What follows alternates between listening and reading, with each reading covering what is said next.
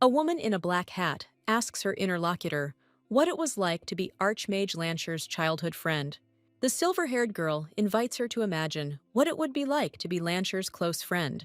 She continues eating and asks how her interlocutor sees such an experience. The woman in the hat replies that if she were in her place, she would boast about such a powerful ally to the whole city. The silver-haired girl is surprised and asks with a smile if she's serious about that. The story begins about Lancher Solly, the third son of Duke Solly. He is a powerful archmage, born once every 1,000 years and capable of subjugating people. This girl, Skyla, is his childhood friend, the very person everyone admires. She recalls how, as a child, she once complained about the hot weather. In response, little Lancher created a personal rain for her, which greatly angered her. Another time, Skyla was too lazy to go eat, so she just lay on the floor. Lancher then split the floor with magic to make a path for her, which greatly frightened her. He also tried to comfort her when she was upset about the Duke and Duchess of Kerry. But when he started saying that he would do something for her, she silenced him by threatening to kill him. Despite this, they also had happy moments when he hugged her while reading a book. Skyla comes to the conclusion that being an Archmage's childhood friend is much more painful than she could imagine. Back in the present, she walks down the hallway, the maids around her whispering so that no one looks her in the eye. They fear her stern gaze because they never know what she might find fault with. She calls her assistant Austin and asks about the schedule for today. Austin reports that she has duties as Duke, tea at 4 o'clock, and dinner with the Duke and Duchess of Cairn. Austin continues listing her chores, including planning an event until 11 p.m., but Skyla stops him. Suddenly, a beaming Lancher appears and joyfully invites her to have tea with him. Skyla jumps in surprise and angrily says that he scared her. Her assistant, Austin, panics and screams that he almost lost the child before formally greeting the Duke of Lancher. Lancher begs Skyla to come with him, praising the excellent jasmine tea he has acquired at his house. He persistently offers other types of tea, but she irritably replies that she is busy. Lancher looks very upset and hurt by her refusal. He doesn't give up and says he will wait until she finishes her work. He comes into her office and, leaning over the table, continues to persuade her. Austin watches this scene and thinks that the lady is heartless, since she does not give in to such sincere persuasion. Skyla calls Austin over with a sinister smile, and he obediently responds. She orders a carriage to be prepared to go to the Marquise Garnet. A delighted Lancher declares that he will then go to Garnet's estate with her. She explains to him with a headache that this is a meeting for girls only, and he can't go with her. Lancher asks with tears in his eyes why, since he is her childhood friend, but she still refuses. She says that she can only survive by following 3 rules, and he responds by saying that then he will simply become a girl. Skyla looks extremely frustrated because she can't give up that easily. She smiles slyly and asks how he will get into the Marquise's estate without an invitation. At that very moment, he turns into a little girl and creates an invitation for himself. She understands that this guy is like an indestructible shield, and she will not be able to stop him. Skyla comes up with a new argument and says that the tea party is only for 4. She explains that his sudden appearance will arouse suspicion, since the number of guests will not match. Lancher, in the guise of a girl with tears in her eyes, promises to make sure nothing arouses suspicion. He disappears briefly and immediately returns in the same guise, joyfully announcing his return. Skyla asks him where he went with a menacing smile. He smugly replies that he has convinced them. He explains that he convinced all the ladies at the tea party that there should be 5 of them. In a rage, Skyla throws him out of the office through the window and screams at him to remove the spell immediately. Lancher, back to his usual self, sits sadly on the couch and says that he is sad. She responds indifferently, so that he would just stop being sad. He starts crying and complaining that she doesn't spend any time with him and that he is very lonely. Skyla sighs wearily as she takes out and folds her handkerchief. She hands the handkerchief to a surprised Lancher. She says that if he is lonely, he should think that it is her, and now it is time for him to leave because she is busy. Lancher looks at the handkerchief in his hand and wonders doubtfully if it must be Skyla's. Skyla sits down at her desk, hoping that now she can concentrate. Her constant busyness is no excuse, as she serves as deputy to the Duke of Cairn, the head of one of the most influential families, and all because her loving parents see her work as nothing more than an attempt to separate them. She clutches her head in despair, because her parents have given her all the powers so that she can enjoy her second honeymoon. But despite all the difficulties, she understands that now the greatest power in life is in her hands. Skyla sits at the table, thinking that having power isn't so bad, until a white dove flies past the window. Suddenly, she realizes with irritation that the room has become suspiciously quiet. She jumps up from the table, noticing the golden glow, and anxiously wonders if this is alchemy. Lancher appears with the ring and says that he tried to make it as beautiful as she is. He gets down on one knee, takes her hand, and putting the ring on it, tells her she is beautiful. A confused Skyla remembers her vow to never fall for Lancher's charms. Her parents suddenly appear and joyfully congratulate the couple on their wedding. Skyla freezes in shock as her mother urges Lancher to put the love token on his finger. Their parents are delighted and ask them to get married so that they can finally retire. Lancher prepares to make a proposal on behalf of the Grimms, looking serious. He holds out the ring and asks Skyla to marry him because he likes her. Skyla looks smugly at the ring on her finger and thinks, "Thank goodness." She waves to her parents with a smile and calmly says that she doesn't want to get married. Everyone is horrified. The parents and Lancher start screaming and begging her to agree, but she wants to resign. Skyla becomes hysterical and cries out in tears, wondering if she is the only sane person here. Outside the castle, Lancher's scream is heard, begging Skyla not to leave him. She turns around and with a cold expression asks what it means to leave him. Skyla tells him that he was never hers, leaving him heartbroken. Her parents peek through the door as Lancher notes that this is his 316th rejected proposal. In a rage, Skyla grabs Lancher and tries to push him out, screaming at him to just go home.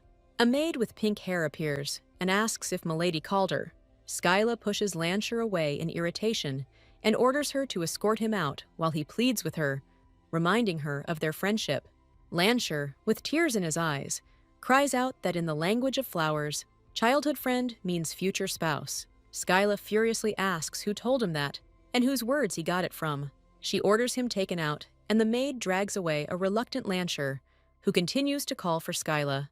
Later, the maid combs Skyla's hair and suggests that she change into something more appropriate. Skyla doesn't see the point, since her current outfit is clean. The maid explains that the tea party's host, Lady Aronia, might humiliate her for appearing too simple. Skyla looks down, thinking that Aronia doesn't like her anyway. We are introduced to Aronia Garnet, the daughter of a marquis whose influence in society is rapidly growing. In the past, Aronia discussed with Skyla that she was thinking of starting a spice trade. After reviewing the proposed plan, Skyla realized that the numbers listed did not add up. She honestly advised Aronia to abandon this idea before it was too late. Aronia, offended, left, and Skyla silently watched her. Soon Aronia burst back into the room in a rage, shouting Lady Skyla's name. She accused Skyla of being rude and of snitching on her father about her affairs without asking.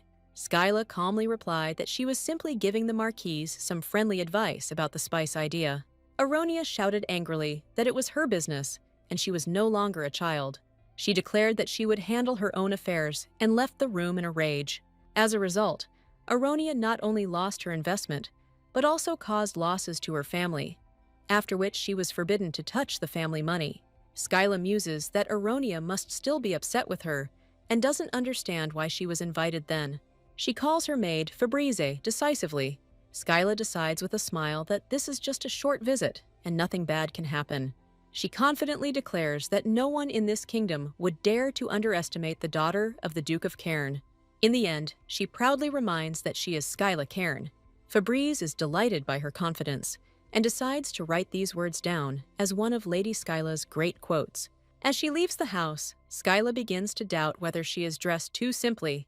She decides to travel in everyday clothes and in a simple carriage without a coat of arms, like the ones used by commoners.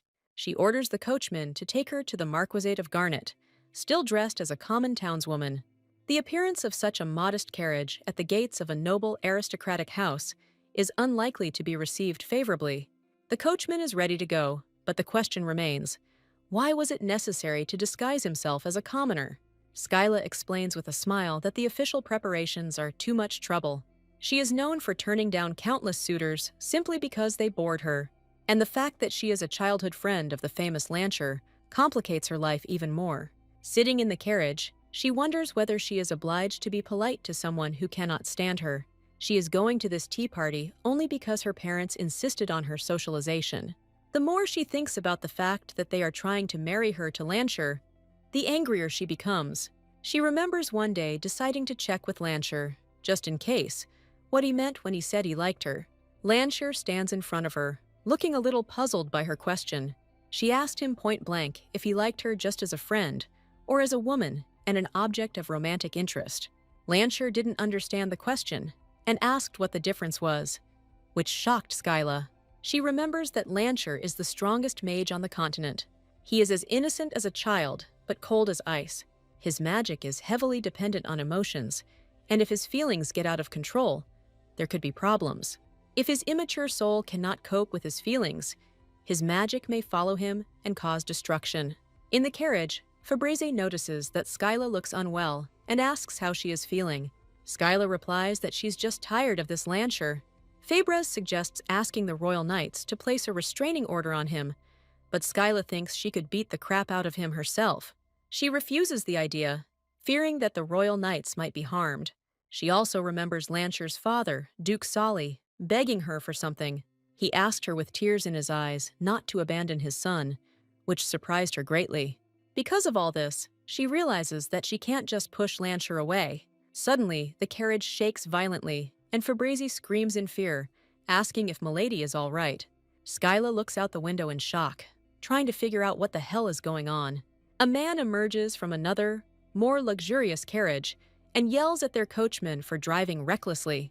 Skyla notices a strange coat of arms on his carriage and wonders what family he is from. Fabrez is indignant because it is obvious that they were the ones who cut them off. Skyla gets out of the carriage and angrily asks the man why he is yelling at her coachman when it is his own fault. The man looks down on her and dismissively calls her an upstart commoner. He yells at her in a rage, asking who she even is to interfere, not understanding anything. Fabriz angrily yells at the man for his rudeness and the way he treats their young lady. The man looks at Skyla with disdain and assumes that she is the daughter of some nouveau riche. Skyla listens calmly to his ridicule, thinking about how easy it is to ruin a person's life. He arrogantly invites her to come to the house of Viscount Artisan to find out everything. Skyla wonders if this unknown family actually exists. The man hurries his men, and Skyla watches him with a sly smile. Fabrez asks in disappointment if all this man can do is just yell. Skyla, surrounded by flowers, asks the man with a sweet smile if he thinks he won. She regretfully says that she will have to stoop to his level, leaving him confused. Skyla starts yelling at him furiously, calling him a pickled slap and demanding that he turn the steering wheel properly. She continues to insult him, and the man is horrified and thinks that she is a real bitch. Tired of screaming, Skyla puts her hand to her forehead and calls out for Fabrizi. She orders the man's carriage to be removed from the road, calling it a bad omen. Fabriz obediently follows the order, which frightens the man. Skyla coldly warns him to be quiet in the future if he doesn't want the lady to crack his skull. Already in the carriage, she thoughtfully asks what kind of noble families these are. She recalls that the Crown Prince handed out many new titles to strengthen his position. Fabrizi suggests filing a protest, but Skyla lazily declines, finding it too much trouble. She decides with a sly smile that next time, if he gets caught again, she won't stand on ceremony with him. Their simple carriage continues its journey along the road. Aronia greets Skyla with a fake smile, mentally outraged by her simple appearance, but out loud tells her to pass. She remarks with feigned surprise that she did not expect Skyla to come, since she was not obliged to do so. Skyla is puzzled why Aronia is saying this, since she was the one who invited her. At the table, the other ladies whisper that Skyla has ruined the whole atmosphere for them, since they are not that close. Skyla, arms crossed, notices that they haven't even prepared a place for her at the table. However, they still bring her a chair and pour her tea, and she thinks that this was expected. She calmly drinks tea, remembering that she is known for her dislike of social events. She reflects that she didn't think her parents would try to set her up like that. Aronia apologizes with a sweet smile, saying that she did not expect her visit. She continues that if Skyla was going to show up like that, it would have been better if she hadn't shown up at all. Other guests also begin to nod in agreement and express their dissatisfaction. Skyla drinks her tea with a smile, noting to herself how much these gossips irritate her. She says boredly that they don't care whether they hate her or not, and suggests that she interrupted their meeting. Aronia and the other ladies sheepishly deny it. Skyla thinks that she hates situations like this. One of the ladies mentions that there will be a ball at the palace next week. It's exactly this kind of conversation that Skyla hates the most, like now. One of the girls boasts that she has acquired the perfume of seduction, and now the prince will be her puppet. Another lady enthusiastically says that Dolce has every chance, because she took such good care of her skin. Skyla thinks to herself with disgust that she should go and take a bath. Another girl boasts that her outfit is from the first couturier of the royal palace, and now the prince will look only at her. Skyla thinks with irritation that this is some kind of circus. She sits at the table and does not want to know the dark and perverted thoughts of these girls. She doesn't care at all who the crown prince marries, even a flounder. Skyla regretfully thinks that she would have been better off staying with Lancher. She reflects that she never heard Lancher's true thoughts. Perhaps it is because his magic is stronger than that of the sorcerer who cursed her. She so wants to flip the table over and get out of here, so that she will never be invited to tea parties again. As she was about to leave, Fabrizi brought her the gift box she had forgotten. Aronia asks in surprise what kind of gift this is. Skyla calmly orders Fabrizi to open the box. Fabrizi asks if she brought it to treat everyone, but Skyla replies that she is simply touched by her mother's thoughtfulness. She thinks to herself what hypocrites they all are, because a minute ago they were cursing her in their thoughts. Aronia asks Princess Skyla's opinion with a smile. She and the other girls are interested in which of them, in Skyla's opinion, might appeal to His Highness, the Crown Prince. Skyla can barely contain her anger, not understanding why they are asking her of all people. She replies that the Crown Prince, being a man, will choose the young beauty. Skyla is confused as to why they are even asking her this question, and replies that he will probably choose the one he likes. Girls continue to ask him what type of women he is interested in, assuming that they are flawless girls. Aronia, with her eyes closed, says that it is absolutely correct, and she completely agrees with Lady Skyla. Aronia asks with a smile if the candidate's title is important, hinting that her background makes her the leading contender. Skyla looks very tired and hopes that this situation will somehow resolve itself. However, the other ladies at the table pick up the topic and start talking about titles. Aronia, with a malicious smile, declares that Lady Skyla is of House Cairn, making her the most likely candidate. The other girls are shocked by this statement, and Aronia drops her cup in surprise. Another girl sarcastically asks if Lady Skyla is already in a relationship and is planning to cheat on Duke Lancher. Skyla furiously asks why they even think she's with Lancher, but the girls pretend not to understand her anger.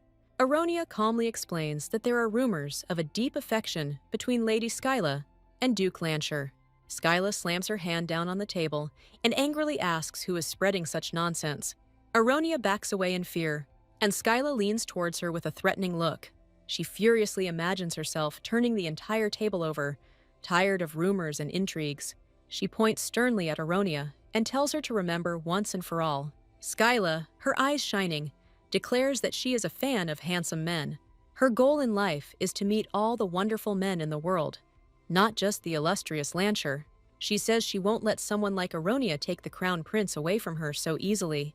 Aronia calls her impudent and swears that at any cost, she will become the crown prince's wife and take revenge on her. Skyla has a headache thinking about how she doesn't care who becomes the crown princess. She holds out her hand imperiously and orders Fabrizi to hand her one of those sheets of paper. The maid immediately replies that she obeys and turns to carry out her instructions. Climbing onto the roof of the carriage, she begins to write something on a piece of paper, which shocks her maid. Skyla hands over the check and says that should be enough. Aronia is shocked and can't believe that she is now being offered money. Skyla asks with a sly smile if that means she won't take the check. Aronia angrily pushes her hand away and shouts that she doesn't need the money. She accuses Skyla of trying to atone for her tactlessness with money. Another girl screams that they shouldn't have invited Skyla in the first place. One of the ladies picks up the discarded check. She sees with horror that the check states the amount of 500,000 francs. Skyla asks with a grin how hard it is to refuse such a sum. She reminds them that House Cairn is a wealthy family, and that she, as acting duchess, has a vast fortune. She suggests that they invest this money in a new business, after which she declares that she is tired of their company and asks them not to invite her anymore. Skyla calls out to Fabrizi, and they leave, leaving the stunned girls behind. She reflects on her tedious curse, which forces her to confront the hypocrisy and duality of human nature. In the carriage, Fabrizi worries about Milady's condition, thinking to himself that all this disgrace could have been avoided. Skyla feels very tired because she met too many people today. Meanwhile, Lancher thinks that Skyla is the spitting image of her parents, and their essence has completely passed on to her. Skyla's parents admire Lancher for being a master of words. Skyla, returning, is furious to see them all together, and asks Lancher what he is doing here. She is horrified to see that he has brought her as a gift a family heirloom of House Cairn, the treasure of their family.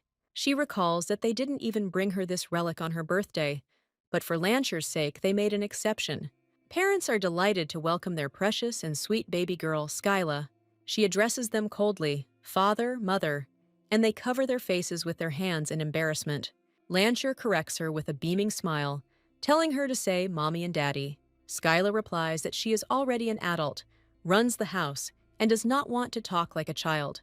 The parents begin to sob theatrically, begging her to call them affectionately, but she remains unperturbed. Lancher mockingly remarks that she hasn't even had time to be upset about the relic, and Skyla asks why he hasn't gone home yet. Lancher happily thinks she is showing interest in him, but Skyla denies it in horror. Her parents, wearing masks, sneak up on her, telling her that she is already a grown-up girl of the right age. They ask if this means she can now get married.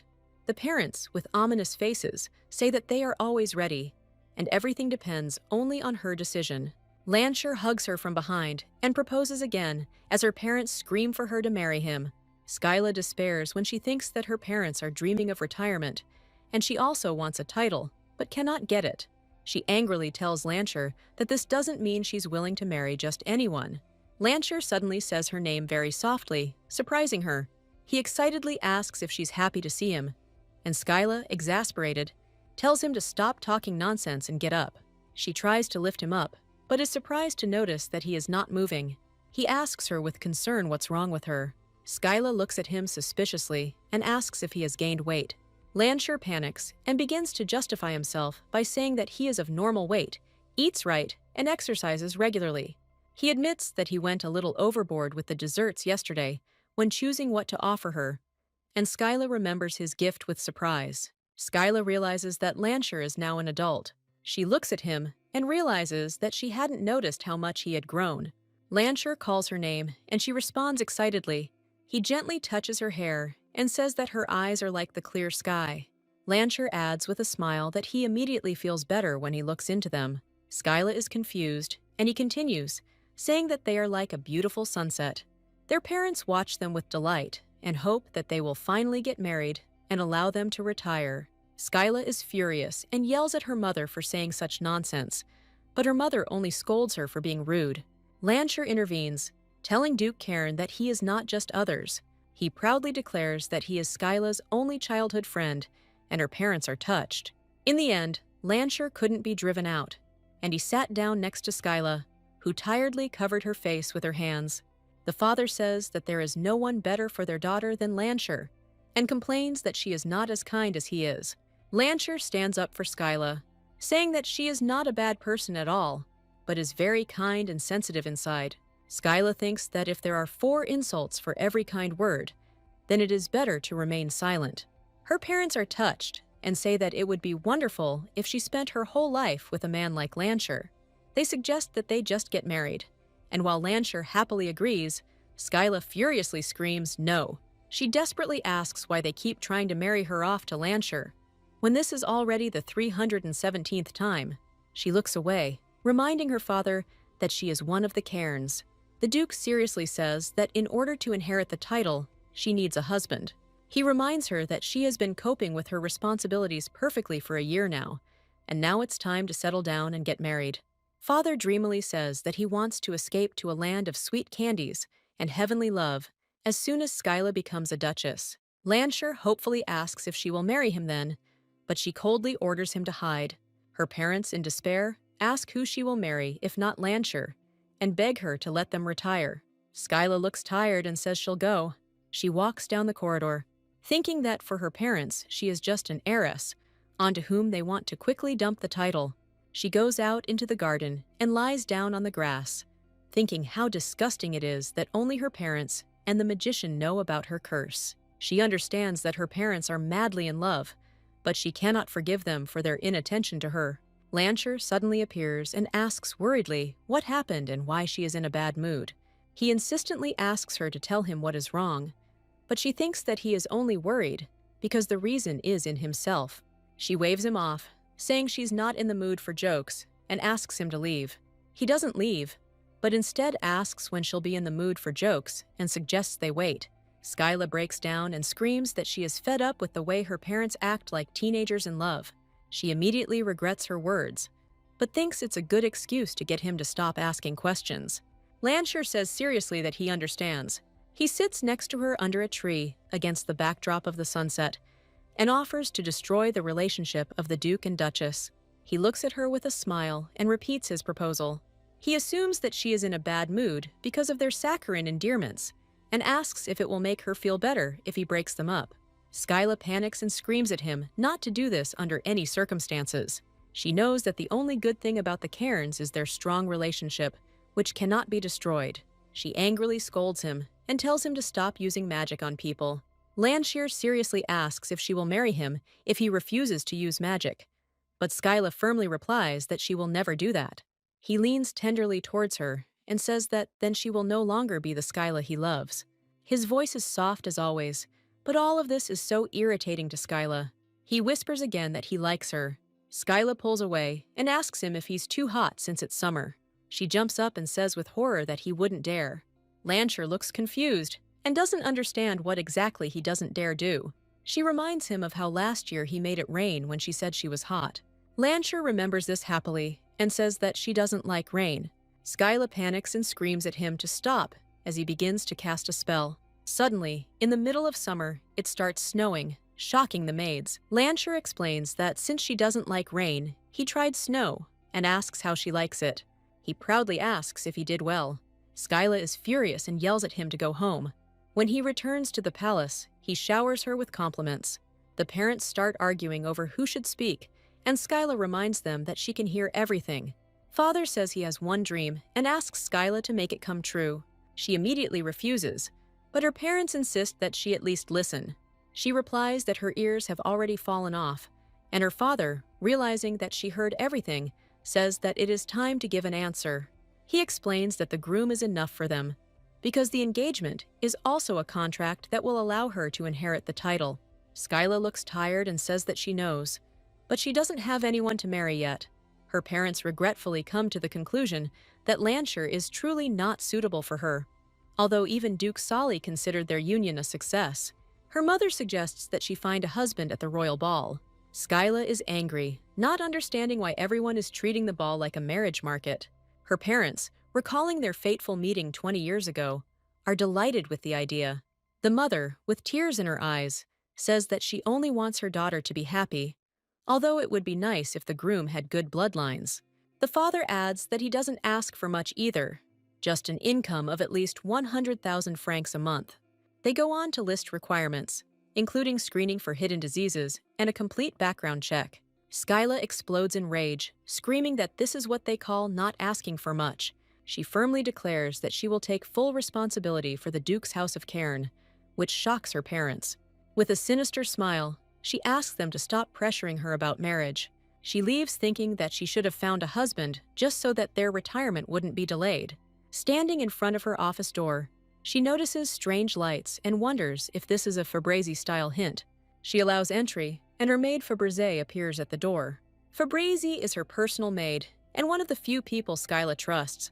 The reason for her trust is that Fabrizi is devoted to her to the core and constantly showers her with compliments. Skyla thinks with a smile that only Fabrizi dares to compliment her even behind the door, and asks what's the matter. Fabrizi reports that a royal messenger has arrived with a letter that must be delivered to her personally. Skyla panics, wondering if it was because of that tea party, but quickly dismisses the thought. A messenger enters the office and, bowing, formally greets Lady Skyla of House Cairn. The messenger apologizes for the early visit and gives Skyla a letter from the Crown Prince. She recalls that she and the Crown Prince never really communicated and are essentially strangers. Skyla holds a personal letter from him in her hands with surprise. She thanks the messenger and asks if an immediate response is required, but he says that His Highness does not expect an answer. She asks Fabrice to help her open the letter. After reading the letter, she is shocked to realize that this is not just a letter. The letter bears the Crown Prince's seal, making it an official decree. In the decree, the Crown Prince invites her to meet him in his chambers at 2 o'clock in the afternoon, and she drops the letter in horror.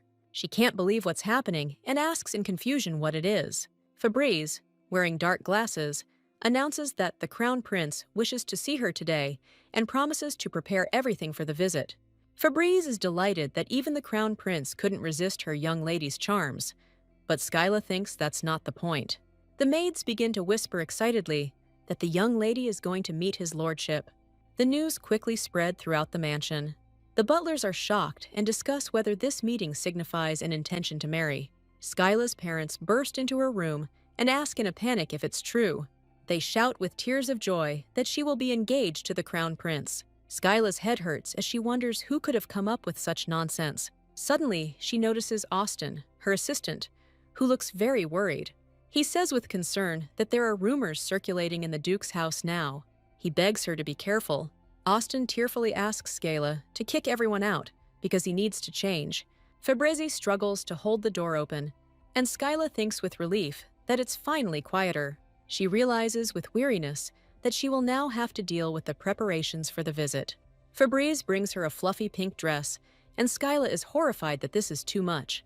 The maid explains that it's the latest fashion, but Skyla thinks it's more like a fashion for self-strangulation.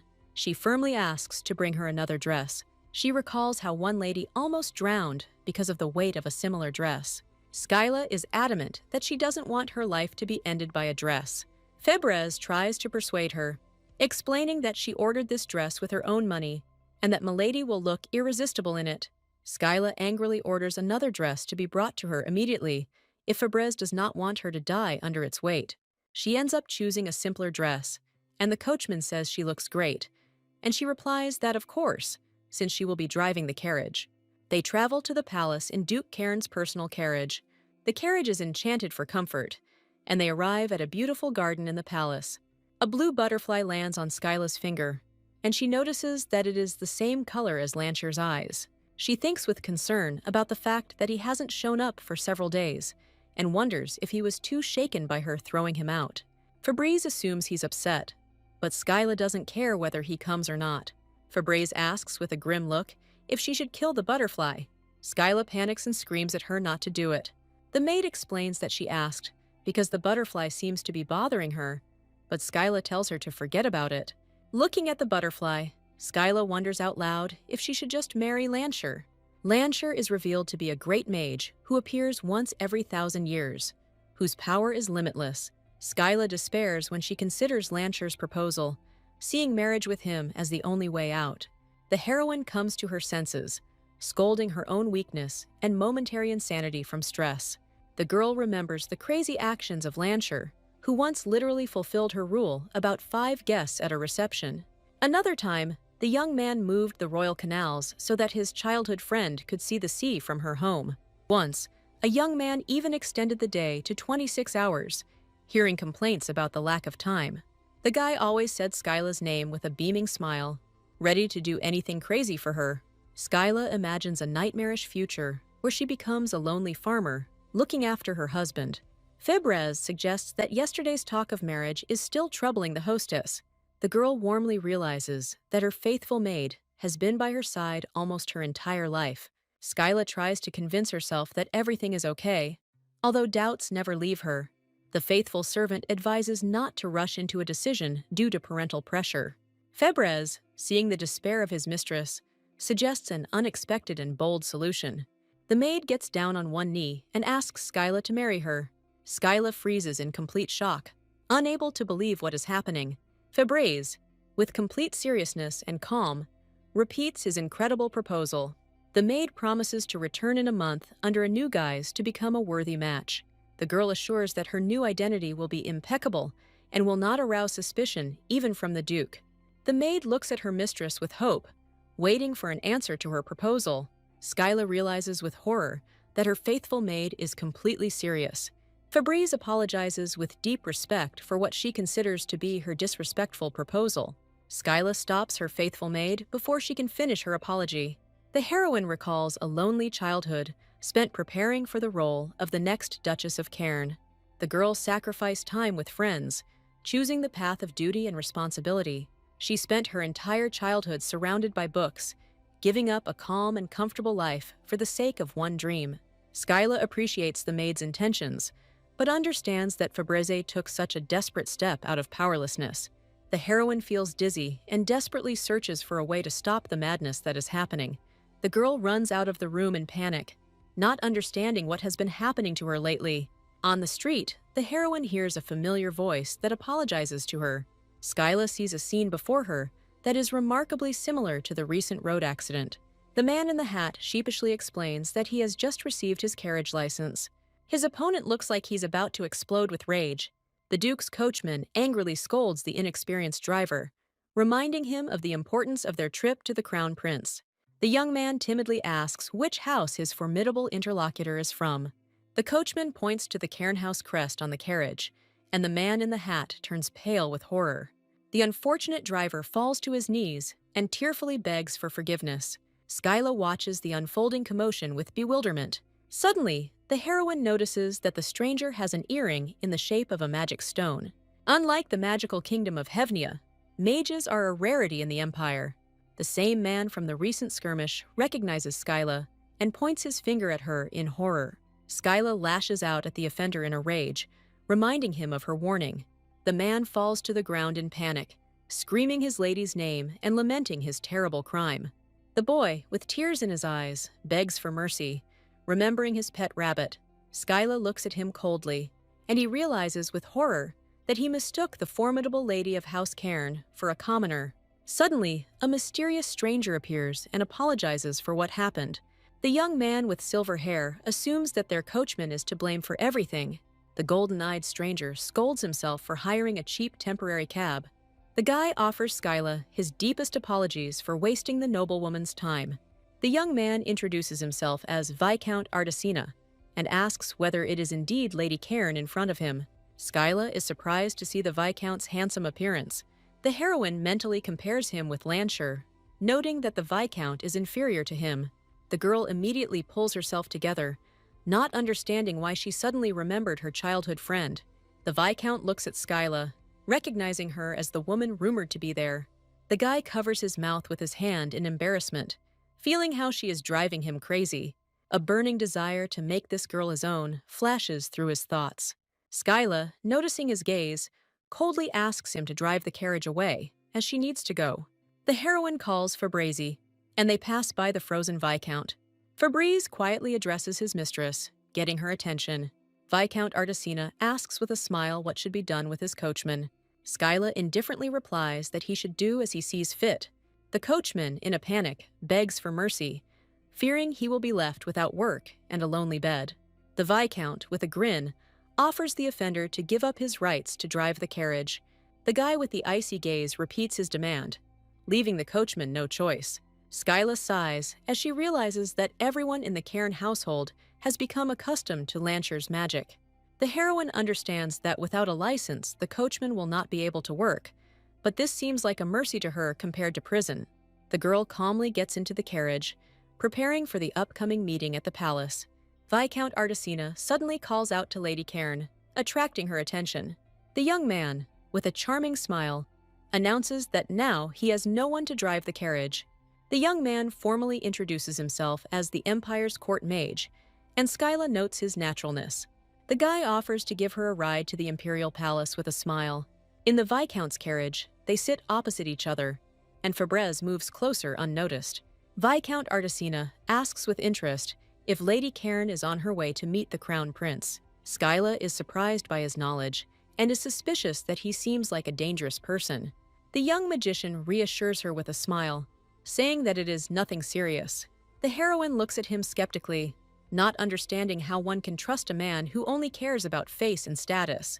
The Viscount explains that he heard her coachman speak of a possible punishment if she was late for the Crown Prince. The guy curiously asks if she often communicates with the Crown Prince. Skyla changes the subject and asks what brings the Viscount himself to the Imperial Palace, to which he replies, in a word, catnip. The young man asks with a smile to skip the formalities and call him simply by his first name. The girl agrees with a smile, and the guy thinks that he would like to remain in her memory, even if it is only a name. Skyla notes with a grin the Viscount's unusual name, Catnip. Catnip admits that it does sound like a pseudonym. The guy confirms the rumors about the girl's insight, hiding his face behind a dark bandage. The heroine appears as a reaper of high society, ready to pass judgment. Skyla is irritated and doesn't understand where such crazy rumors about her come from. Catnip explains his unusual name by his origins in the kingdom of Hevnia. Skyla asks with interest if he was a nobleman of Hevnia, where aristocrats are born with magical powers. The young man confirms her knowledge, and a shadow flashes in his eyes. The girl admits with a smile that she is very interested in magic. Catnip tenses, sensing that the conversation is taking a dangerous turn. The guy confirms his noble origins, but internally curses himself. He can't believe Skyla doesn't know about his grandmother serving the Demon King. The heroine says the word witch in shock, and fear can be seen in her eyes. Skyla is confused, trying to remember if the witches weren't exterminated during the war with the demons. Catnip, surrounded by a magical aura, demands to know what her true nature is. He warns that depending on her answer, his magic could harm her. Skyla looks at him defiantly and calmly suggests that he try. The Viscount was stunned by this reaction, not expecting such a rebuff at all. He remembers that Cairn is one of the most powerful houses in the Empire, and its heir will not flinch from the threat. Catnip, realizing his mistake, apologizes and extinguishes his magical aura. Catnip, with a sly smile, explains that his origin is a secret that must not be revealed. Skyla calmly asks if he is going to kill her. The girl reminds him that attacking a nobleman in the Empire is a grave crime. The heroine coldly cuts him off, saying that they are not close enough to resort to familiarity. The Viscount, confused, tries to justify himself by saying that he did not intend to kill her. The guy sheepishly explains that he just wanted to adjust her dress a little. Skyla pushes him away in anger, calling him a deranged pervert. Catnip grabs her hand, begging her to wait a second. The young man, in despair, asks the lady not to reveal his secret. Otherwise, he will be in danger. Lancher suddenly appears, puts his hand on Skyla's shoulder, and says that everything is okay now. The guy suggests that his girlfriend scold him later, making it clear that he is on her side. Skyla looks at him in surprise, not intending to say anything. The heroine thinks with relief that she is glad that Lancher has appeared. The young man angrily asks if that son of a bitch hurt her. Skyla is shocked that Lancher swears for the first time in his life. Catnip, with horror, recognizes his opponent as a blonde magician. Lancher sends the Viscount flying with a powerful blow, ordering him to never touch Skyla again. Catnip panics and tries to say something, but is enveloped in dark magic. Lancher, with icy calm, states that this is not a warning. The hero turns to Skyla, and to make sure, asks her a question. Skyla asks in horror if Lancher just killed the mage. The guy regretfully apologizes to his girlfriend, seeing her frightened face. The young man, with puppyish innocence, asks whether he should have killed the Viscount after all. Skyla breathes a sigh of relief, and Lancher admits that he was afraid of her hatred. The girl inquires about the fate of the magician, and Lancher casually informs her that he threw him into the trash. Skyla thanks her childhood friend for protecting her with a sincere smile. Lancher presses his hand to his chest in embarrassment, charmed by her gratitude. The heroine, with a sly smile, demands to know why the hell he ended up in her carriage. The young man, confused, tries to collect his thoughts to answer in one sentence. Lancher, with a sweet smile and a heart-shaped gesture, admits that he likes her very much. Skyla angrily fights off his latest attempt at confession. The heroine thoughtfully ponders how Lancher managed to find them, although throwing out the Viscount was a good idea. The girl suspiciously asks if the guy turned into a butterfly to follow her. Lancher asks innocently if she likes honest men. The The young man proudly declares that thanks to him, they got rid of that magician. Skyla appreciates his help, but she still senses something is wrong. The heroine wearily asks him to return home, not wanting to continue this conversation. Lansher asks worriedly if she is angry with him. The girl with a steely gaze orders him to leave immediately. The guy leaves sadly, quietly saying that he just wanted to see her smile. Lansher tenderly asks what he can do to make Skyla happy. The guy admits that he doesn't know how to express his feelings, but his look says it all. Febreze interrupts them, announcing their arrival at the palace, and Skyla returns to reality. The heroine learns that Lansher disappeared with the help of magic, citing a bunch of things to do. The coachman admires the magic, and Febreze is angry that he climbed into the carriage like a parasite. At the entrance to the palace, they are met by a guard, who formally welcomes Lady Skyla. The young guard shyly invites her to pass. Not daring to look at her, Skyla follows him, wondering what to do with Lansher. The girl realizes that the safety of the family is above all else. She understands that Lansher's entry into the carriage could lead to legal trouble. The guard is acting very strangely, and Skyla doesn't understand what's wrong with him.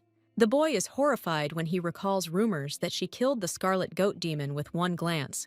Skyla is perplexed, trying to figure out where this crap about a high society reaper came from. The heroine is shocked that the rumor has become overgrown with such absurd details, reminiscent of the myth of the founding of the state. The guard stutters to say they have arrived. Skyla looks around the luxurious decoration of the palace, noting that everything is done expensively and richly. The girl thinks ironically that all the taxes were apparently poured into this place. The maid informs her that His Highness the Crown Prince is already waiting for her. The Crown Prince appears and greets his guest with a smile. The Crown Prince looks at Lady Skyla with interest, and their eyes meet. Skyla smiles and remarks how handsome the Crown Prince is, and says she is honored. The heroine finally understands why Aronia described the Crown Prince so well. The Crown Prince stumbles, and Skyla wonders with horror if he needs help getting up. The guy awkwardly apologizes, adjusting his boot. The Crown Prince explains with a smile his tendency to trip over everything he can, and Skyla is perplexed. The Crown Prince asks if the person behind her is a servant, and Skyla confirms it. The guy apologizes and says that the maid will have to wait outside. They sit down at the table, and the Crown Prince thanks Skyla for her time. Skyla politely replies that it is a great honor for her, but in her mind she compares him to Lansher. The Crown Prince agrees that this is indeed the case. The Crown Prince invites her to try the tea supplied exclusively to the royal family. The guy assumes that she is probably wondering why he called her. The Crown Prince explains that he needs her help. Skyla promises with a smile to do her best to help His Majesty, but inside she is indignant. The Crown Prince approvingly says that she is truly worthy of becoming the next Duchess of Cairn. The Crown Prince suddenly asks if she will become his bride. Skyla is in complete shock, unable to believe what she heard. The heroine asks him again, with a nervous smile, what he just said. The guy repeats with a smile that he wants her to become his bride. Skyla is furious and wondering what the hell is going on here.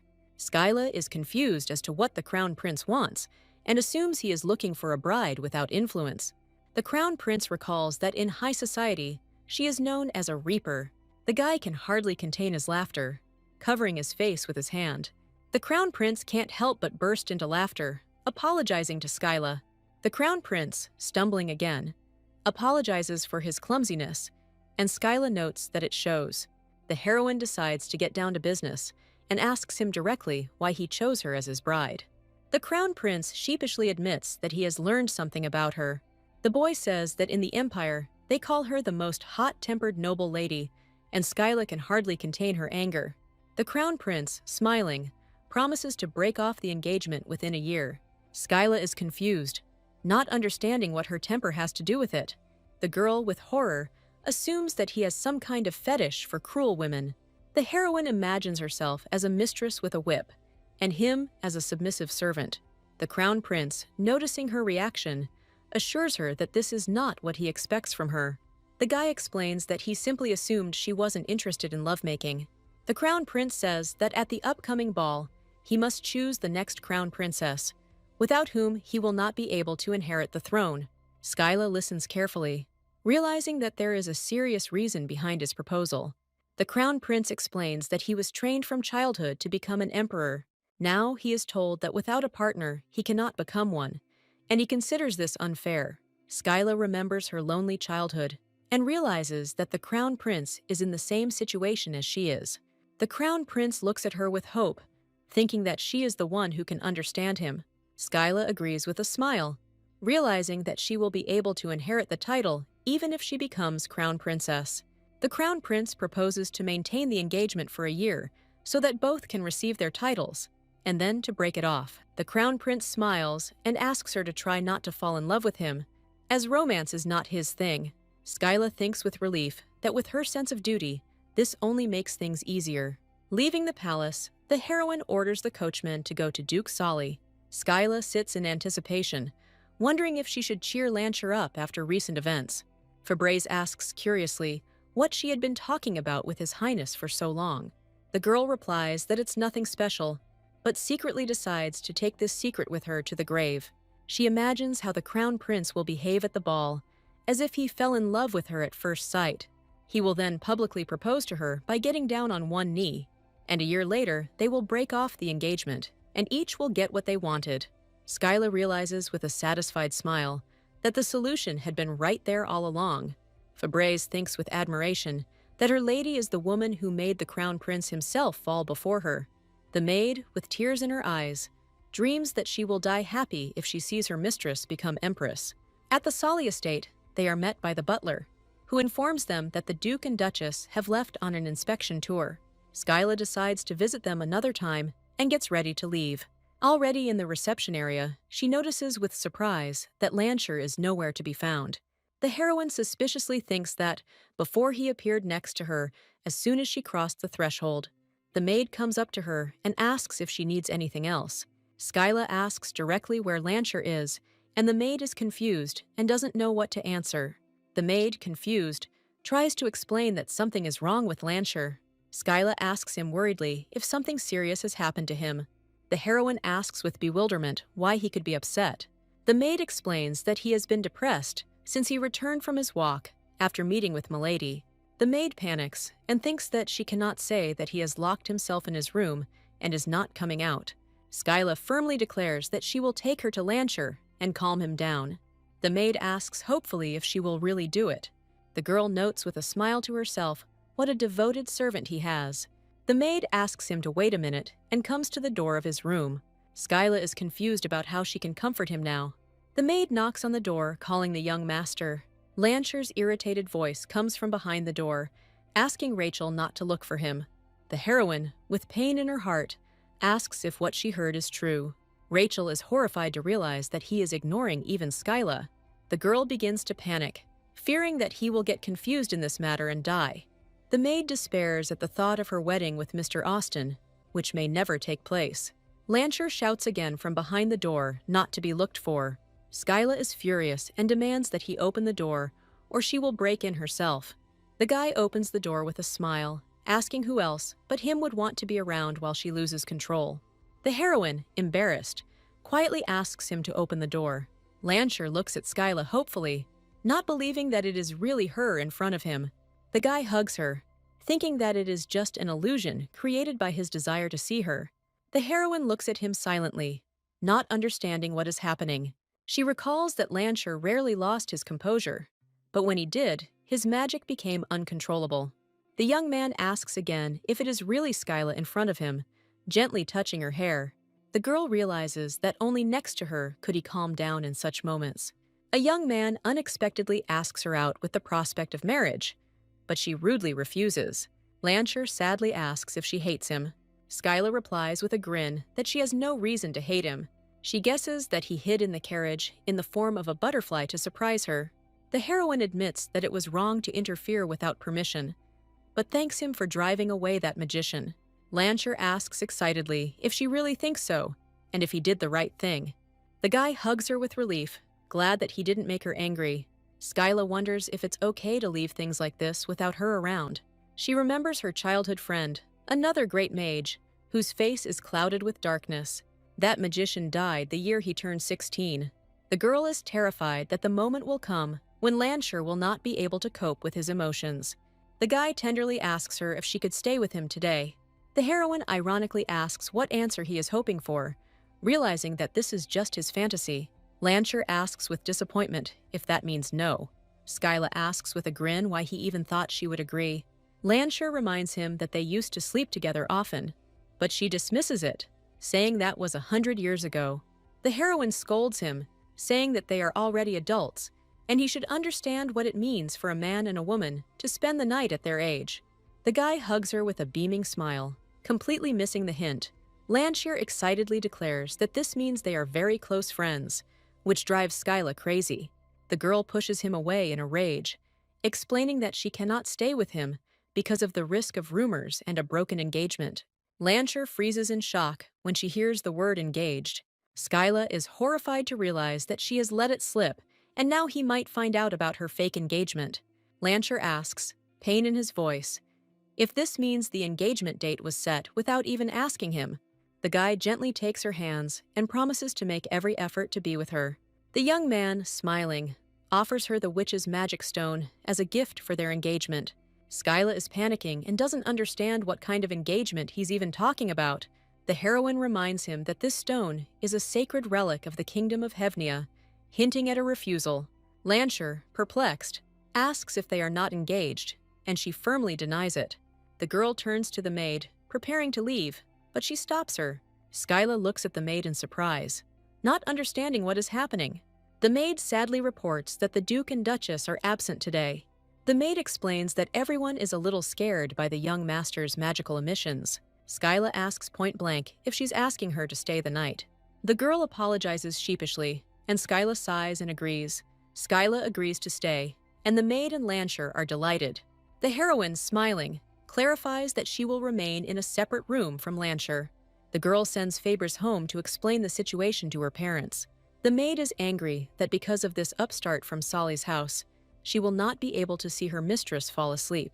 Skyla takes the nightgown and is surprised to see that for the first time, Lancher is not being stubborn. The guy says with delight that it is enough for him to just sleep in the room next to hers. Lancher, with a beaming smile, says he has something to show her before bed. He proudly announces that he will show her his diary. Outside his room, a maid reports that Lord Lancher is still in the bathroom. Skyla takes the diary and thinks with a grin that it's cute because only she can read it. The girl opens the diary to the entry from December 31st, 1815, where he writes about his first confession to her. The heroine recalls that day with sadness, holding a diary in her hands. Skyla lay on the floor feeling lonely while her parents were traveling. Lancher suddenly appeared with a cup in his hands and asked worriedly if she was okay. The guy sat down next to her and reminded her about his older brother's imminent marriage. The young man said sadly that he envied his brother, who would be with the one he loved every day. The young man suddenly asked her if she wanted to marry him. Skyla was shocked by his proposal, not understanding what he was getting at. The girl asked in bewilderment why he suddenly started talking about this. The heroine realized with surprise and embarrassment that Lancher might be in love with her. Lancher asks hopefully if she likes him. Skyla is surprised that he is here and not at a social reception in his duchy. The guy explains that no one will notice his absence, and the girl sadly thinks that his family is getting together. The heroine remembers with longing her parents, who are now far away. Lancher excitedly offers her a cake to try, trying to distract her from her sad thoughts. Skyla notes with a smile that she likes the food from her duchy better. The girl advises him not to linger, so that the guests do not consider him impolite. Lancher sadly says that no one talks to him anyway, because they are afraid of him. Skyla fondly thinks that he is actually a good person. The heroine mentions that a magician from the kingdom of Hevnia is staying at her house, and he finds him very interesting. Lancher jealously declares that he is only interested in her. Skyla berates herself, embarrassed, for mentioning another man. The guy asks sadly why he can't only care about the one he likes. The heroine whispers in his ear how he can say such things calmly when they can be heard. The girl shyly asks him to say such things only when they are alone. Lancher asks in surprise if this means that confessing one's love can only be done in private. After meeting the mage from Hevnia that Lancher mentioned, everything changed. Lancher appears in her room wearing only a robe, and she is shocked to ask what this appearance is. The guy explains that he teleported out of fear of keeping her waiting. The young man, with a gentle smile, invites her to lie down too. Skyla is horrified that Lansher doesn't understand what it means for a man and a woman to share a bed. The boy remembers with a smile their childhood argument about who would fall asleep first. The heroine, already falling asleep, mutters that he always lost. Lansher confidently declares that he will definitely win this time. The girl suspiciously asks if he cast some kind of spell to win. The young man tenderly replies that he cannot fall asleep when she is lying next to him. Skyla asks in surprise if he's going to sleep in that robe. Lansher says innocently that he usually sleeps without anything at all. The heroine is shocked by his confession, not believing her ears. The girl panics and wonders when he developed such indecent habits. Skyla is furious and demands that he put on his pajamas right now. The guy sheepishly agrees, and she, burying her face in the pillow, tries to calm down. Lansher returns dressed, and Skyla scolds herself for blushing at the sight of his bare skin. The young man leans towards her, reminding her that he has fulfilled her request. The young man asks her to stay with him a little longer, and they lie down next to each other. When Skyla wakes up in the morning, she realizes with horror that Lansher is still here. The girl notices that he gave her all the blankets. The heroine looks at the sleeping guy with affection and thinks that it is not surprising that he has a cold. Suddenly, a maid bursts in screaming that Lady Skyla is missing, and the heroine looks at her with a sly smile. The maid, seeing them together, wishes them a good time, but Skyla, in a panic, tries to stop her. Rachel peers out from behind the door, worried, not understanding what is happening. Skyla screams in rage that everything is not as it seems while Lansher lies in bed. The guy stretches sweetly and asks with a smile if she slept well. Rachel is shocked by what she saw, and Skyla is panicking and trying to explain everything. The heroine, with a nervous smile, tries to convince Lansher to play along and say that they were just chatting until late. The young man agrees with a sly smile, saying that it was great. Skyla angrily orders Rachel not to tell anyone what she saw. The girl threatens that if strange rumors begin to spread, she will impose a marriage ban on all servants of the Duke of Cairn's house. Rachel is horrified to realize that she will not be able to marry her beloved. Skyla pins her against the wall, reminding her of her favor. The heroine apologizes to the maid, but firmly states that her plan will not tolerate interference. Returning home, Skyla thinks about her upcoming engagement to the Crown Prince.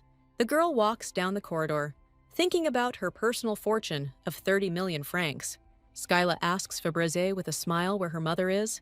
Meanwhile, the Duchess is playing tag with her husband in the garden. Fabrice and Skyla watch this scene with stony faces. The Duchess complains of back pain, and the Duke suggests a trip to the hot springs. Skyla listens to their saccharine conversations with disgust, unable to bear it.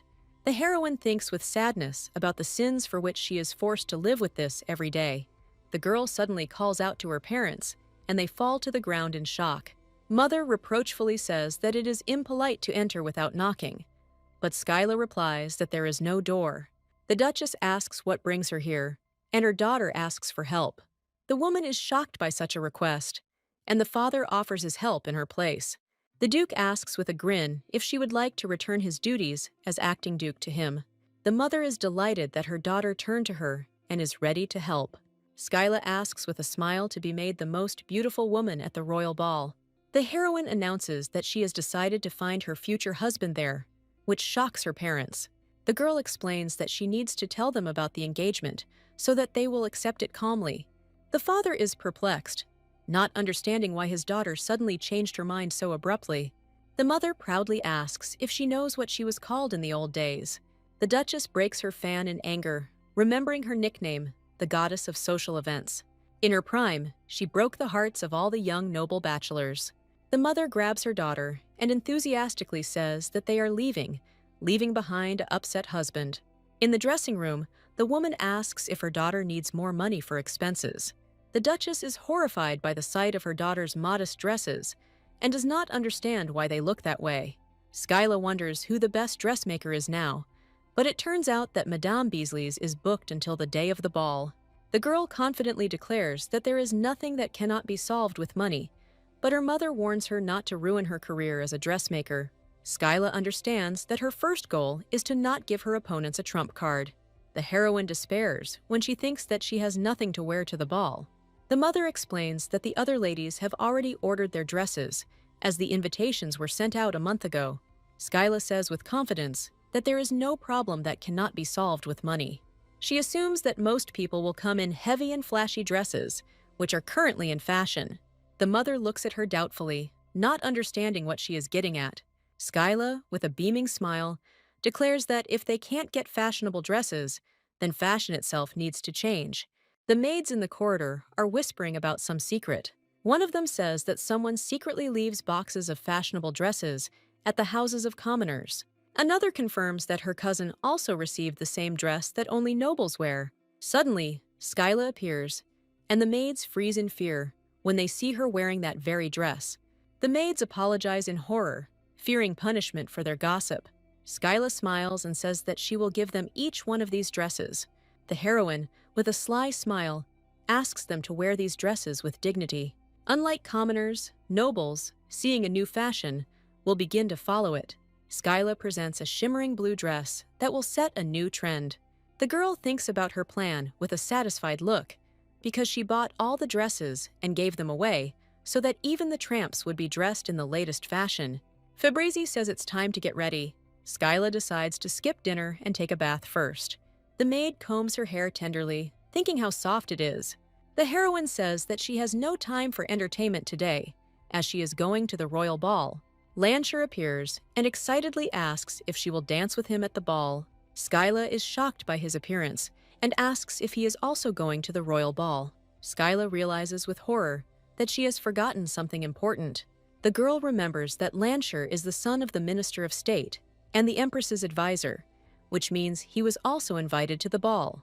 Lancher excitedly asks if she will dance with him first, and Skyla panics.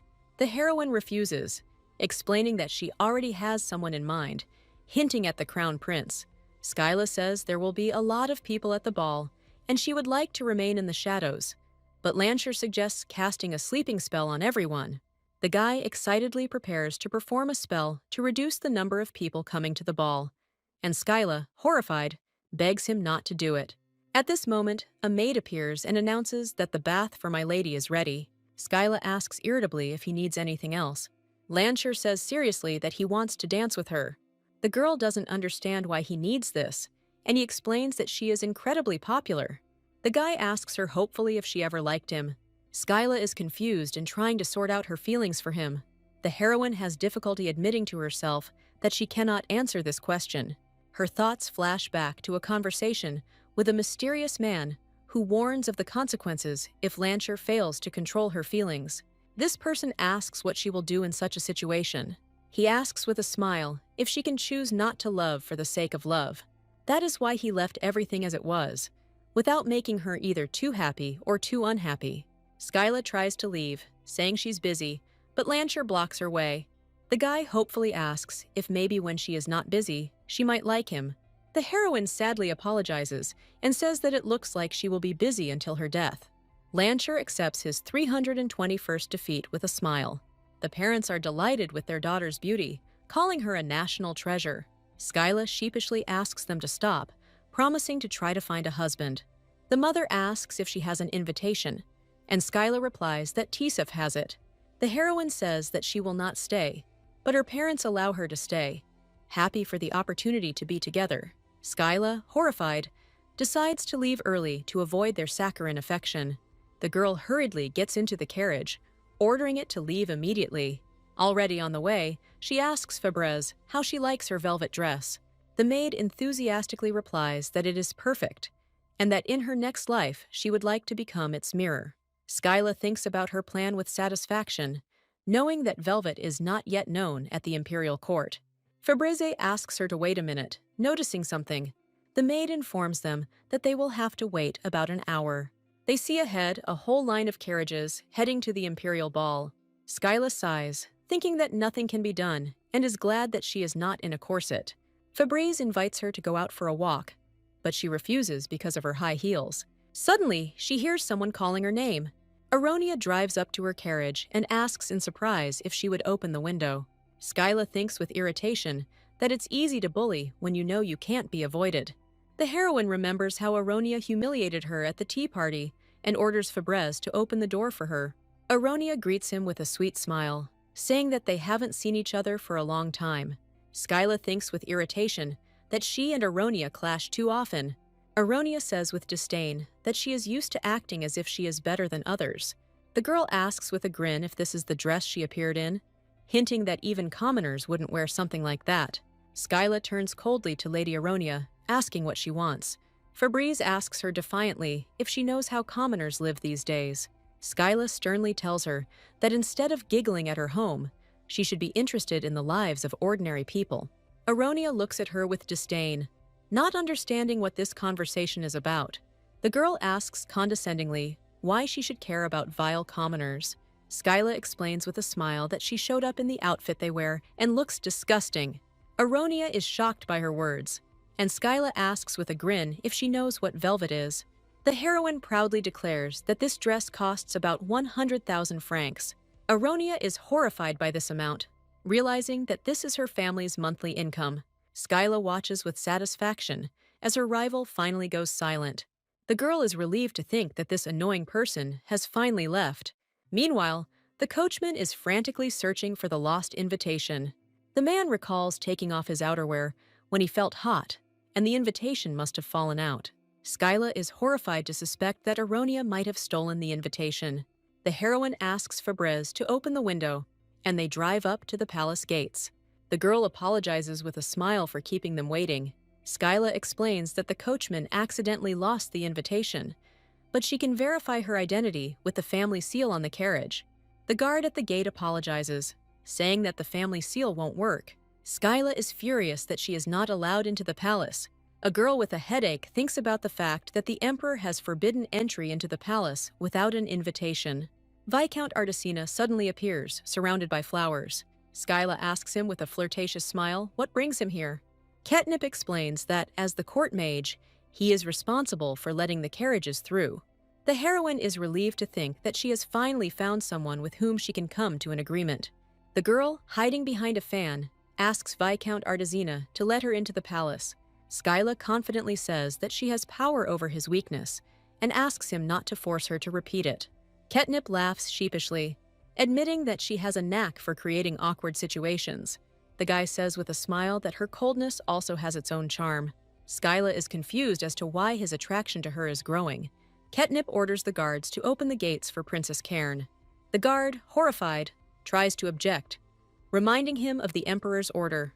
Skyla takes responsibility, and the Viscount is exiled from the Kingdom of Hevnia. Ketnip says that as ordered, he will take her to the palace. The guy reminds her with a smile that she now owes him something and offers to dance with him at the ball. Skyla smiles and advises him to be careful with such proposals.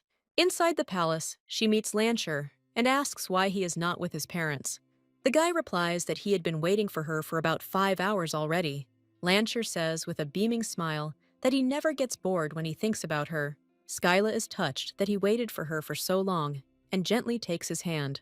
The guests at the ball admire them, saying that they are so perfect for each other. Skyla happily notes that everyone is delighted with her new dress. The heroine is surprised to notice that one person did not react to her outfit in any way.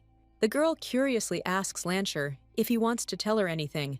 Lancher enthusiastically confesses his love to her again, but she says that is not what she meant. Skyla asks, feigning disappointment, if he couldn't have said something like, "You look especially beautiful today." The guy gently touches her face and asks if she wanted to hear that she has become even more beautiful. The young man says with a smile that he doesn't know how much more beautiful she can be, and Skyla is embarrassed. Lancher explains that she has a ladybug stuck in her hair, and Skyla breathes a sigh of relief. The heroine covers her face with her hands in panic, not understanding why she still has such feelings for Lancher. Skyla despairs, thinking she's gone crazy, and Lancher looks at her in bewilderment. The girl looks at her rival with irritation, not understanding how she is not tired of this.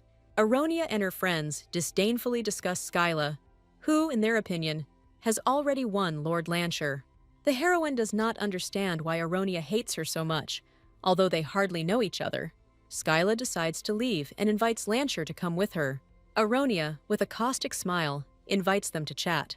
Skyla coldly replies that she has nothing to say to them and asks them not to pretend to be close. Aronia, with a sly smile, suggests that they may have lost the invitation to the ball. Skyla is irritated that she and Aronia are running into each other too often and suspects that this is all a setup. The heroine understands with a grin that her rival is trying to win on the basis of her personality, not her merits. The girl, with a sly smile, says that she represents the Duke of Cairn, and she does not need such a trifle as an invitation. Aronia is shocked by her impudence, not expecting such an answer. The opponent angrily shouts that this is extremely rude, but she is interrupted. Lancher asks with a cold gaze if she can't see. The guy calmly says that Skyla is clearly uncomfortable with her. Lancher, with icy calm, orders her to get away from Skyla immediately. Skyla notices the same unfamiliar feeling in his gaze as during the incident with Artesina. The guy with a beaming smile asks if he did well. The young man proudly says that he drove away these ladies because Skyla didn't like them, and he didn't even have to use magic. Lancher gently takes her hand and asks her to praise him.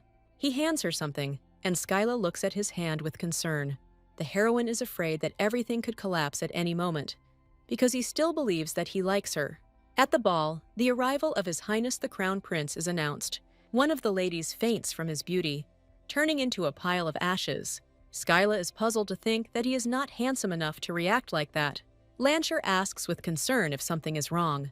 The girl replies that it's nothing, but she wonders to herself whether she really thought he was more attractive.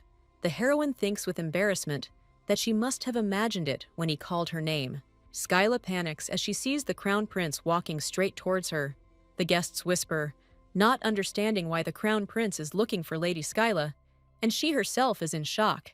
The heroine realizes with horror that everything is not going according to plan, because he was supposed to fall in love with her at first sight. The girls are confused as to whether the Crown Prince and Lady Cairn know each other, and Skyla is in despair. The Crown Prince is getting closer and closer, and Skyla thinks that everything is moving too fast. The heroine decides to pretend that she also fell in love with him at first sight. Lancher sadly asks her not to leave. The guy takes her hand and begs her to stay with him. Skyla turns to the Crown Prince with a nervous smile, trying to defuse the situation. The Crown Prince asks with a smile if he can ask her to dance. The girl sheepishly agrees, not knowing what to do. Lancher looks at the Crown Prince in surprise, not understanding what is happening. The guy asks defiantly if His Highness has a bad habit of stealing other people's partners. Skyla is completely shocked by his audacity, not believing her ears. The heroine mentally screams at Lancher, not understanding if he has gone crazy. The girl is horrified to realize that he is saying this to the Crown Prince himself. The Crown Prince asks with a grin if he is Duke Solly's son. Lancher asks him to step aside with cold politeness. The boy, surrounded by a magical aura, repeats his request to move away from Skyla. The Crown Prince says with irritation that he has crossed all boundaries. Lancher's older brother, Hovabat, appears and calls him his favorite little brother, with a smile. Hovabat apologizes to the Crown Prince for his young brother's behavior. Skyla is surprised to hear the name of Lancher's older brother. Hovabat greets Skyla with a smile, saying that they haven't seen each other for a long time. The older brother scolds Lancher for his behavior, fearing problems for their family. Lancher panics and begs Skyla to save him, but she only closes her eyes tiredly. The heroine coldly asks Lancher to step aside. The guy sadly says that he doesn't like what she's doing now. The girl looks at him with a determined expression, making it clear that her patience is running out. Skyla takes the Crown Prince's hand and invites him to dance. The Crown Prince says with a grin that he has heard many rumors that she is a terrible dancer. The Crown Prince assumes that these rumors are being spread by her friends, and Skyla denies it with a smile. The girl says with slight irony that he probably misheard. She says with a smile that she has no friends, and they start dancing. The guests at the ball admire her dress, and the Crown Prince notices that she is not even wearing a corset. One of the ladies enviously wonders if it would be appropriate to ask Lady Cairn about the fabric for her dress. The Crown Prince notices that Skyla's thoughts have wandered to another, and sadly wonders if he is really that unattractive. The girl assures him that it is an honor for her to simply dance with him. She confirms with a smile that this is true. The Crown Prince notes with regret that her words about having no friends turned out to be a lie. The Crown Prince notices that Lancher looked like he was about to shoot fire from his eyes. Skyla apologizes on his behalf, but the Crown Prince doesn't understand why she's doing this. The heroine replies with a smile that she is his friend. The crown prince says he doesn't want anything to go wrong, but she assures him it's unlikely to be Lansher's fault. The girl notes that he immediately began looking for her as soon as he entered the ballroom, and this already aroused suspicion. The crown prince is silent, and Skyla turns to him in surprise. The heroine is surprised to realize that for the first time, she enjoys ordinary conversation. She thinks with relief that she couldn't hear his thoughts like before. The crown prince interrupts the dance, and she is confused. Skyla apologizes in a panic, scared that she suddenly heard his thought. The crown prince reassures her by saying that he has a tendency to fall. The guy offers to convince everyone that they really did fall in love at first sight. The guests at the ball have already noticed their mutual interest, and Skyla is embarrassed. The heroine irritably asks him to let her go. The girl repeats her request, not wanting anything to go wrong. The crown prince seriously says that he likes her, and Skyla is shocked.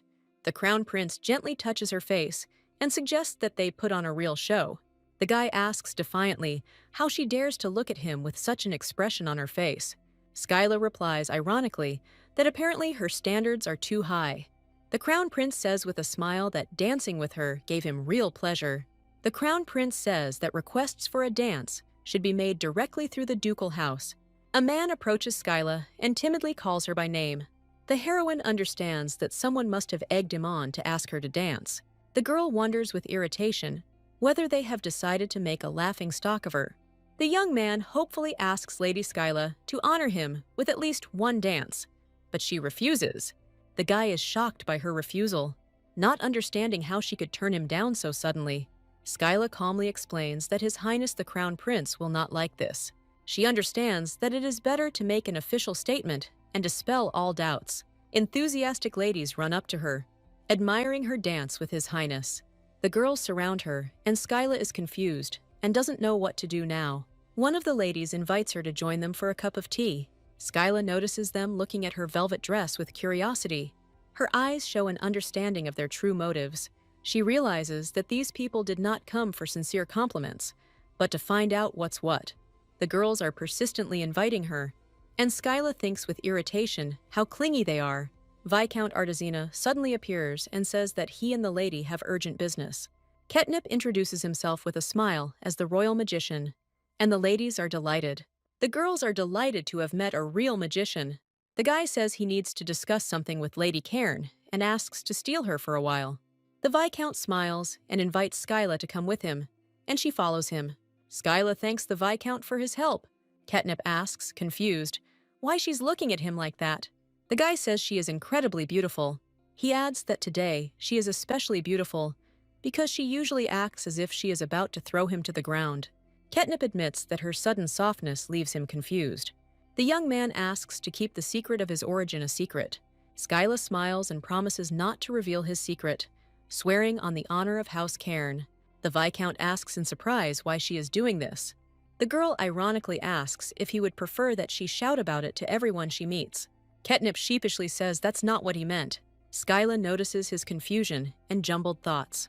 The guy says with admiration that she is really kind, even though now is not the best time. He asks if taking advantage of someone else's weakness isn't kindness. The heroine understandably replies that everyone has secrets that they would not like to reveal. Ketnip looks at her in surprise, not expecting such wisdom. Skyla says with slight irritation that she doesn't care who is the witch's descendant and who is her grandfather. The Viscount admits that he seems to have underestimated her. He explains that he judged her by empty rumors and thought that she shamelessly exploited other people's weaknesses. Skyla sheepishly thinks he's forgotten how she did take advantage of his weakness a little. Ketnip sincerely asks for forgiveness, bowing to her. Ketnip apologizes, saying that she kindly allowed him to ride in her carriage, and he, the scoundrel, threatened her. The guy asks hopefully if she can forgive him. Skyla replies with a smile that since he opened the palace gates for her, they are even. The Viscount is surprised to learn that she has a magic stone and says that, according to legend, it can be used to make anyone fall in love with her. The young man notes with regret that she seems to have this stone. Ketnip shyly asks her to call him by his name. Skyla coldly reminds him that they are not that close. The Viscount looks at her in surprise and notices Lady Cairn. The heroine thinks with irritation, didn't she ask him to be more careful with his tricks? The girl remembers that he had already threatened her once and does not believe in his sincerity. The guy, realizing his mistake, apologizes and is about to leave. Skyla is surprised at how easily he backed down. Unlike Lancher, the heroine notices the rare golden color of his eyes. Ketnip asks with a flirtatious smile if she likes his face. The guy invites her to take a closer look at him if she wants. Skyla realizes with irritation that he is not going to back down. The girl thinks with a grin that he is even more persistent than Lancher. The heroine says that if they have nothing more to talk about, she will leave. The Viscount, in a panic, asks how she plans to return to the ballroom and deal with all the society ladies. Ketnip reminds her with a smile that he is a mage and can teleport her straight to the carriage. Skyla grins and suggests that he take her straight to the Duchy of Kirin, since he is so strong. The girl asks defiantly if this is a problem for him. Ketnip explains with a smile that the palace is surrounded by powerful protective magic, and it is impossible to pass through it. The heroine says with a satisfied look that Lancher did it. The Viscount is confused, and she, without waiting for an answer, is about to leave. The guy, with tears in his eyes, says that he would have brought her home in a much more charming way than just a carriage. He smiles and tells her to watch carefully and begins to cast a spell. A cute gray cat appears, and Skyla is surprised to realize it is Viscount Artesina. The heroine remembers that transformation magic is a unique skill of witches, which even Lancher is not capable of. Ketnip, in the form of a cat, hopes that now the lady will think that he is cute, and offers to take her after the ball in the form of a butterfly. Skyla thinks with disdain that this guy has no pride at all. The girl says with a cold look that she doesn't see any need for this. The cat is shocked by her reaction and angrily calls her a soulless doll and an ice block.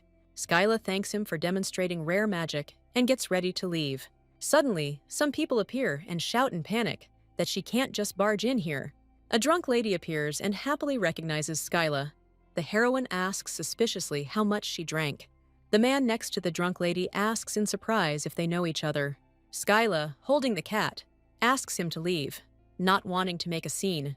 The girl claims she is not drunk, but the cat in her arms doubtfully thinks she is definitely drunk. A drunk lady with tears in her eyes screams that she hates Skyla.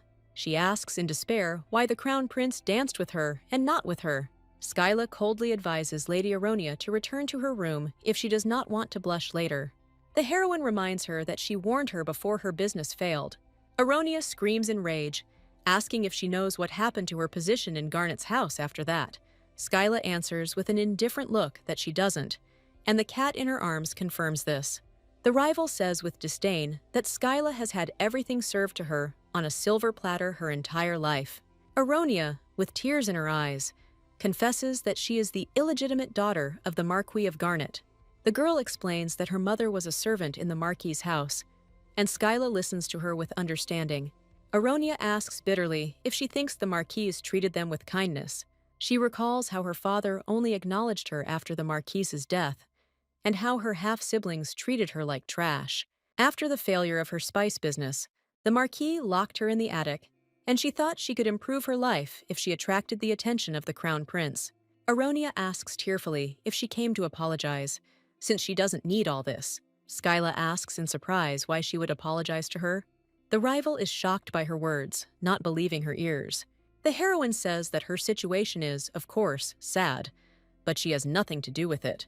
Skyla says with a cold gaze that desperation is no excuse for stealing someone else's ball invitation. She notes that circumstances and misdeeds are two different things. The girl asks with disdain whether 50,000 francs was not enough. Skyla, holding the cat, reminds her that she gave her money for a new business and asks if she squandered it again. Aronia is confused by Skyla's generous offer. The heroine, with a cat in her arms, coldly tells her not to loom before her eyes. The girl advises her to sober up before returning and leaves. Skyla walks down the corridor with the cat in her arms and is met by surprised servants. Ketnip, in the form of a cat, asks her with a sweet smile to take him home. One of the men looks at the cat with affection and says how cute he is. Skyla hands him the cat and offers to take it for himself. The man panics and refuses, not daring to take the lady's cat. Ketnip hisses in rage and threatens to haunt him in his nightmares. The heroine thinks with irritation that it would be better if she threw him off the balcony. Skyla decides it's time to say hello to Lancher's family and head back. But first, she needs to deal with the cat. The cat angrily asks if she tried to throw him at the servants. Ketnip screams with tears in her eyes. How could she just give him to another man? And Skyla panics. The cat reproachfully says that many have already seen him in her arms, and if he suddenly disappears, people will ask if she abandoned him. The cat-like boy hopes that if he can go with her to the Cairn estate, he can stay with her as a pet. Skyla sighs and gives him permission to do whatever he wants. Other ladies approach her and say that they have been waiting for her. The heroine apologizes for her timid cat, but the ladies do not leave. The cat looks pleased and thinks that it turned out well, and Skyla, with a grin, understands that he can be useful. The girl thinks with irritation that she doesn't want to waste time chatting with annoying gossips.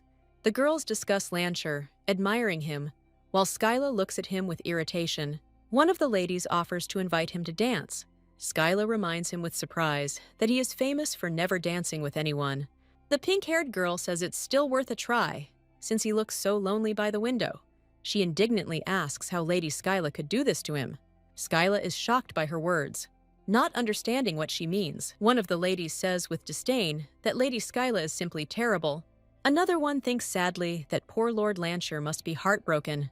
The pink-haired girl confidently declares that only she can heal his wounds, but Skyla advises her to volunteer at the hospital. She pulls her hand back in horror, afraid that Skyla is standing right behind her.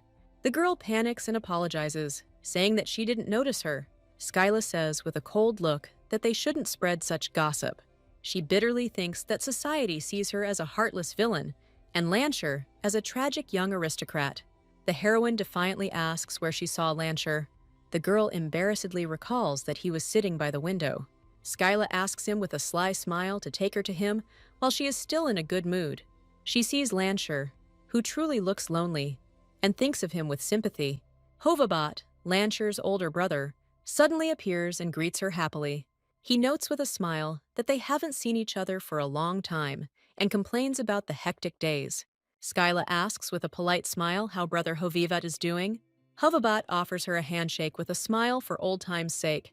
Skyla thinks with irony, what kind of handshake is this if they have known all of each other's mistakes since they were in diapers? The guy says with a smile that she will soon become the Duchess of Cairn, and he should behave accordingly. The heroine asks where the Duke and Duchess of Sali are, and Hovabat replies that they are at a meeting with the Empress. The girl regretfully realizes that she will not be able to greet them today. Hovabat notices her bad mood and asks what's wrong with her face. Lancher suddenly lays his head on her shoulder, saying that he himself does not know what is wrong with him. The older brother whispers in her ear that Lancher said he would not dance with anyone but her. Hovabat asks her to be gentle with him, reminding her that this is just Lancher. The boy strokes the cat tenderly, calling him his little big brother. The young man, with tears in his eyes, thinks that now even the cat will reject him. Skyla sadly recalls how she spent all this time trying to justify his childish antics. Lancher approaches her and asks her to dance with him. The girl asks in surprise why this sudden change, since she had already danced with the crown prince. The guy hopefully asks if this means she will dance with him now. Skyla looks at him silently, not knowing what to answer. Lancher takes her hand and invites her to go home. The heroine is surprised by his offer, and he says that her hands are icy and she will catch a cold if she stays. The guy sadly asks if this means she won't dance. The young man regretfully wonders if he did something wrong. Lancher asks if she is angry at him for his actions. Skyla replies with slight irritation that she doesn't. The heroine sadly says that they are just friends, and nothing more. The guy objects, saying that friends don't dance together at balls, because that's what lovers do. Skyla replies ironically that the crown prince must be interested in her. Lancher desperately suggests that they become lovers.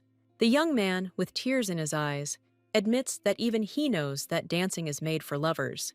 The guy confesses his love to her again and begs her not to leave him. Lancher tearfully says he endured, even when she pushed him away time and time again. Now he is terrified that she might actually leave him. Skyla wonders with irritation why he is crying and why he is confusing her again. The guy says that this is already the 323rd time he has confessed to her. The heroine is surprised to realize that she begins to want to stop it. Lancher tearfully tells her again that he likes her. The girl, with pain in her heart, wonders why he can't just love her back. Skyla finally realizes that the poison of years of suppressed feelings has broken out. The heroine asks him directly if he loves her. She reluctantly admits that yes, a little, but immediately asks him to stop. The girl says bitterly that he still doesn't understand what he's talking about. Lansher looks at her in surprise and says that now he understands. The guests at the ball look at Skyla and Lansher in surprise, thinking that they are not bad people. A mysterious man asks Lady Skyla with a smile if she could stop loving for the sake of love. The heroine recalls with horror that Lansher, a great magician, is doomed to eternally fluctuate between magic and emotions. The girl, with pain in her heart, says that she cannot love him. Lansher, with tears in his eyes, asks what he should do if she destroys herself because of this. The guy, in desperation, asks how to make her love him at least a little. Skyla sadly asks him to just not love her. Lansher says with determination that he has feelings for her. The guy tearfully admits that even he cannot control his feelings. The young man says bitterly that she did not ask him to love her. The young man declares that he chose this himself because he wanted to, and will continue to love her even if she does not accept him. The guy says he won't confess anymore since she doesn't feel the same way. Lansher smiles and suggests that if she ever changes her mind, she should tell him, and he will make his 324th confession. Skyla looks at him in surprise, thinking that his feelings might actually be genuine. The heroine says that she is going home and leaves, leaving him alone. She is immediately surrounded by curious ladies, asking about her dress and her dance with the crown prince. The crown prince calls out to the girl, and she turns around in confusion. The crown prince looks at her with a smile, and she addresses him as Your Highness. The crown prince tenderly asks her to call him Ryan. Skyla coldly replies, No, thank you, which surprises him. The crown prince says with a smile that this is not a proposal, but an order. Skyla is furious at his words, not understanding what the hell is going on. The crown prince notices with concern that she looks unwell. Skyla wonders if he's worried about her because she's his fiancée. The guy says that she means a lot to him. The crown prince says with a grin that she chose a bad friend. The heroine is perplexed and does not understand what he means. The crown prince says that if he were in his place, he would treat her much more kindly. Skyla is confused by his words, not understanding what he is saying. The girl notices the cat with surprise, not understanding where it came from. The heroine is shocked to recognize the cat as Viscount Artesina. The cat desperately begs to be taken with her, and Skyla is terrified of his pursuit. The girl says with a grin that he might have snuck in here secretly. Skyla orders her man to deal with him. Ketnip, in cat form, screams that he will not forgive her for this as he is carried away. In the carriage, Fabrice and the coachman discuss with surprise why she entered with Lord Lansher and exited with another man. The maid, shocked, asks if she will really become the crown princess. The crown prince thanks her for the time spent and hopes to see her soon. Skyla is confused as to why she feels guilty. The heroine sadly realizes that she should not have left Lansher alone. Skyla wakes up from the noise and wonders in confusion who it is at this hour. Her parents burst into her room, screaming that something bad had happened. Duchess Solly appears, and with tears in her eyes, says that she did not find Lansher at home. The woman cries in despair, not knowing where he could have gone. Skyla reassures her with a smile, promising that they will find him. The heroine angrily thinks that she shouldn't have let him go. The girl understood that if she left him with Kovabat, he would not be safe.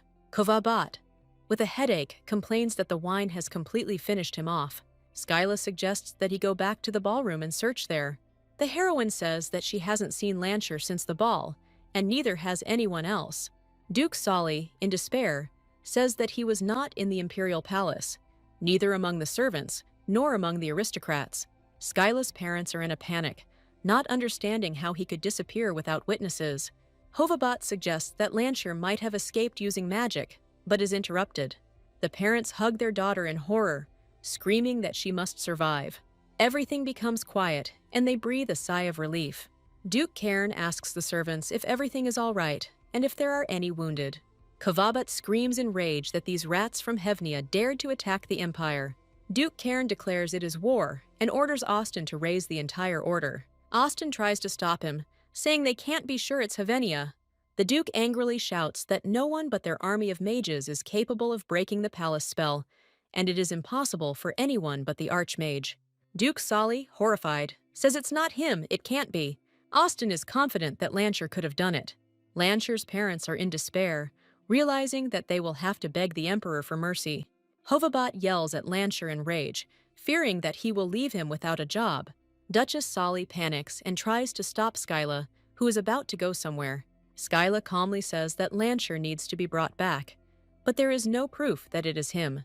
The woman, horrified, asks if she understands the risk she is taking by going to a place where there has just been shelling. Skyla thinks sadly that this looks like something he did, and they all know it. Everyone looks at her silently, realizing that she is right and that he needs to be stopped before things get worse. The girl thinks bitterly that she should not have left him alone. The heroine resolutely declares that she must go, because she is the only one who can stop him. Hovabot, a former knight of the Imperial Guard, swears on his knight's honor to protect Skyla. The guy falls to his knees and vomits rainbows as everyone looks at him in shock. Skyla tells her father that she will go with Febreze and the knight commander, and he agrees. Duchess Solly, with tears in her eyes, asks her to take care of their Lancher. Already on horseback, Febreze asks what she will do. The maid says with concern that if Lancher really is out of control, Skyla angrily replies that this is nonsense and she will just hit him and take him home. Febreze asks doubtfully how she plans to persuade the maddened Archmage. The heroine says with a sly smile that you will have to turn on your brain. They arrive at the scene where people are panicking and calling for a doctor. Skyla wonders with a heavy heart if this is really Lancher's doing. One of the knights says that it is too dangerous to go further in this condition.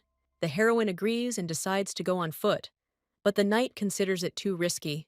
The girl reminds him with a smile that he went with her precisely for this reason. A wounded knight blocks their way, saying that they cannot enter now. Skyla introduces herself and asks anxiously, what the hell is going on? The knight is shocked that in front of him is the very same lady from the house of Carolyn. Another knight asks if the castle wall has been destroyed by magic. The wounded man says that he cannot tell them anything and asks them to leave, as it is dangerous here. Suddenly, someone shouts that there is a magician there and asks for urgent help. Ketnip wonders with surprise if this is the healer the Crown Prince spoke of. Skyla angrily asks the Viscount what such insolence means. Ketnip hugs her with delight, saying that he missed her so much. The heroine grabs him by the collar with force, demanding an answer as to how he dares to behave like this. Febreze shouts in rage that even she has not yet dared to hug her. And Ketnip panics and justifies himself by saying that he is not some madman, but a court magician.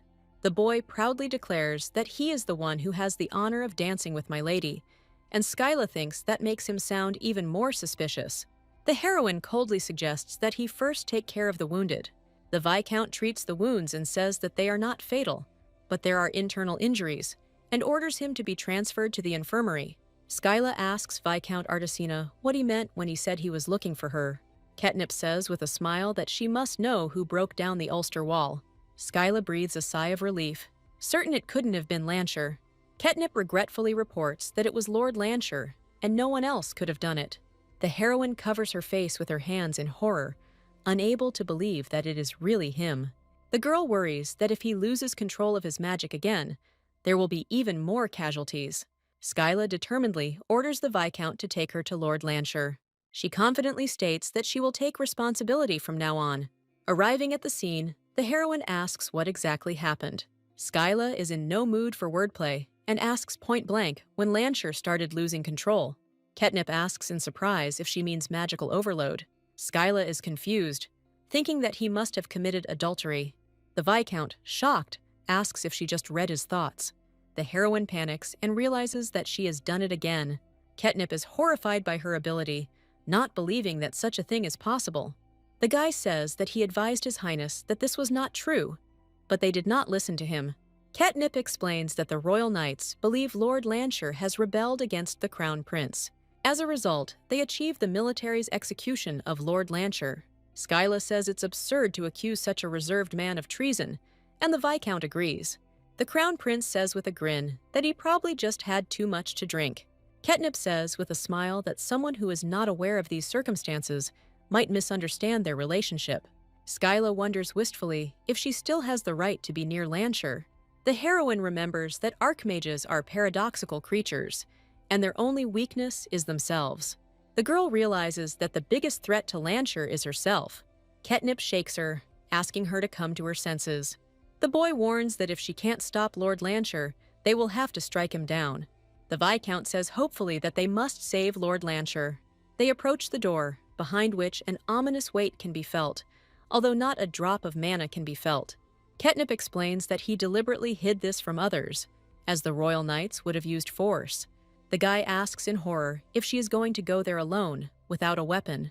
Skyla says with confidence that of course he's going with her.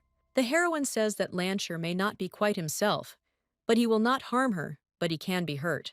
The girl reminds him with a grin that he is a healing mage. Ketnip enthusiastically offers to escort her, and promises to definitely invite her to the Duchy of Karen. Skyla worries about what will happen if she and Lancher are both injured.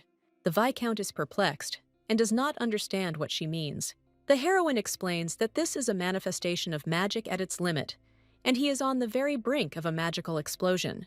The girl looks at Lancher with concern, not recognizing him. Skyla angrily yells at him, asking if he was the one who destroyed the outer wall of the palace. The heroine angrily scolds him, reminding him that the repairs cost a lot of taxpayers' money. Skyla calls out to Lancher tenderly and invites him to come home. The heroine sadly thinks that now she looks to him like a woman who rejected him, but brazenly appeared again.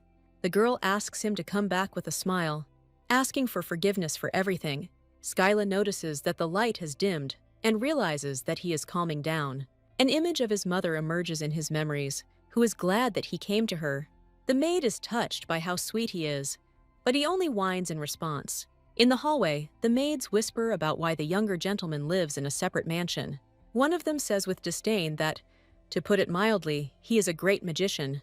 In fact, he is just a monster, and little Lancher hears their conversation.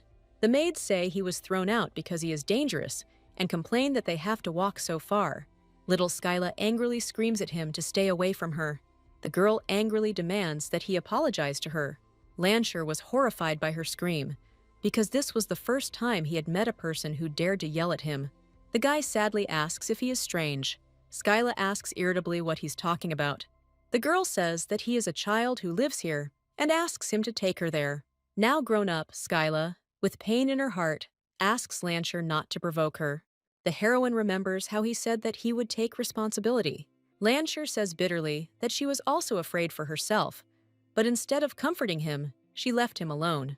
Skyla smiles and admits that she likes him, and apologizes for constantly hurting him. Skyla thought bitterly that pushing him away was the only way to protect him. The heroine says that this is not to calm him down, but to be honest. Lancher asks, with pain in his voice, why she refused him then. The girl admits that she did it because she likes him. His feelings are once again fluctuating unstably, and she notices this with alarm. Skyla wonders desperately if it's too late to convince him with words. The heroine remembers how Phoebus asked her how to convince Lancher. The girl thinks with a grin that she was simply using her mind. She asks him to let her hit him once. Skyla hits herself hard, begging him to pass out, and Lancher closes his eyes in horror. The heroine walks down the corridor, confusedly wondering if this is true. The girl is burning with shame, not believing that she could say such tender words in front of everyone. Skyla panics, wondering what's wrong with romance and why she's blushing. She realizes with horror that she is actually blushing now. The heroine anxiously thinks about what she will do when she sees Lancher tomorrow, and what they will talk about. The girl lies in bed, thinking that she and Lancher have had so many tea parties, but each time it feels new.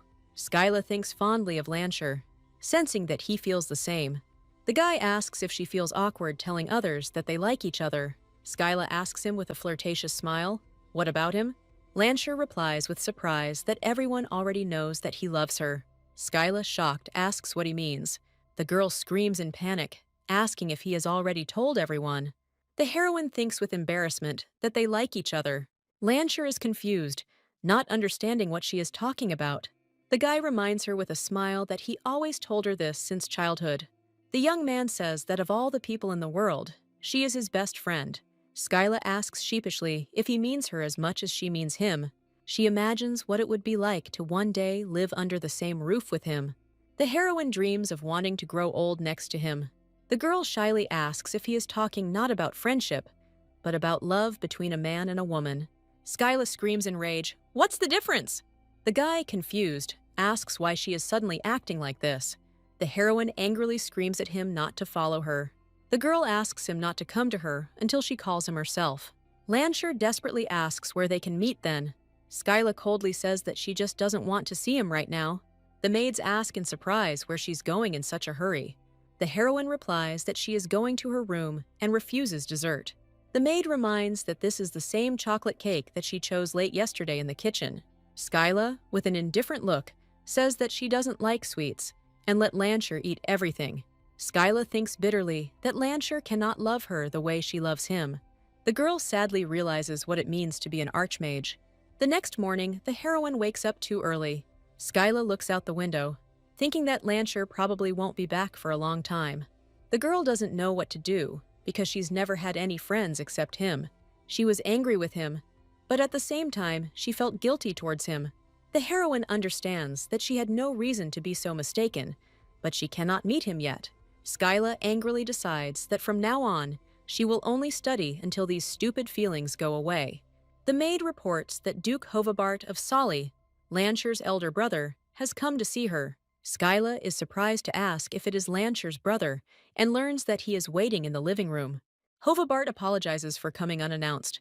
The guy asks worriedly if Lansher did anything to her yesterday, but Skyla denies it. The girl doesn't understand what's going on then. Hovabart anxiously asks her not to be afraid. He reports that Lansher's magic has gone out of control. The heroine recalls in horror the rumors that she could kill even the Archmage. Hovabart looks at her with concern, not knowing what to do. The guy says with relief that fortunately, there was a magician among the guests who put Lansher to sleep with a spell. Hovabart explains that he had to pour 5 large bottles of the magic potion into himself for it to work. Skyla thinks with relief that it's a good thing Lansher is safe. Skyla wonders with horror if all this happened because of her. The heroine, with pain in her heart, realizes that he suffered because of her. Hovabart asks her to go to the Duchy of Sali and wake up Lansher. Skyla angrily asks what he wants from her, because if she wakes him up now, he will break down again. The guy explains that it will be easier for him if he opens his eyes and sees her next to him. The girl screams in rage, wondering if they thought she might be caught in his flash. The heroine sadly says that she didn't want to see him until her own emotions subsided. Kavabat apologizes and bitterly admits that no one but her can calm him down. Skyla remembers that in his tiny closed world, there is only her.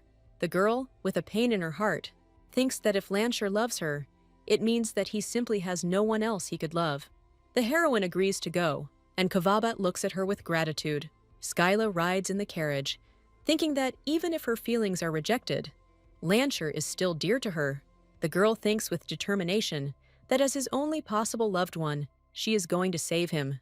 At Sali's estate, she is met by the Duke and Duchess, who have obviously not slept. Skyla anxiously asks where Lansher is now, and learns that he is in the room.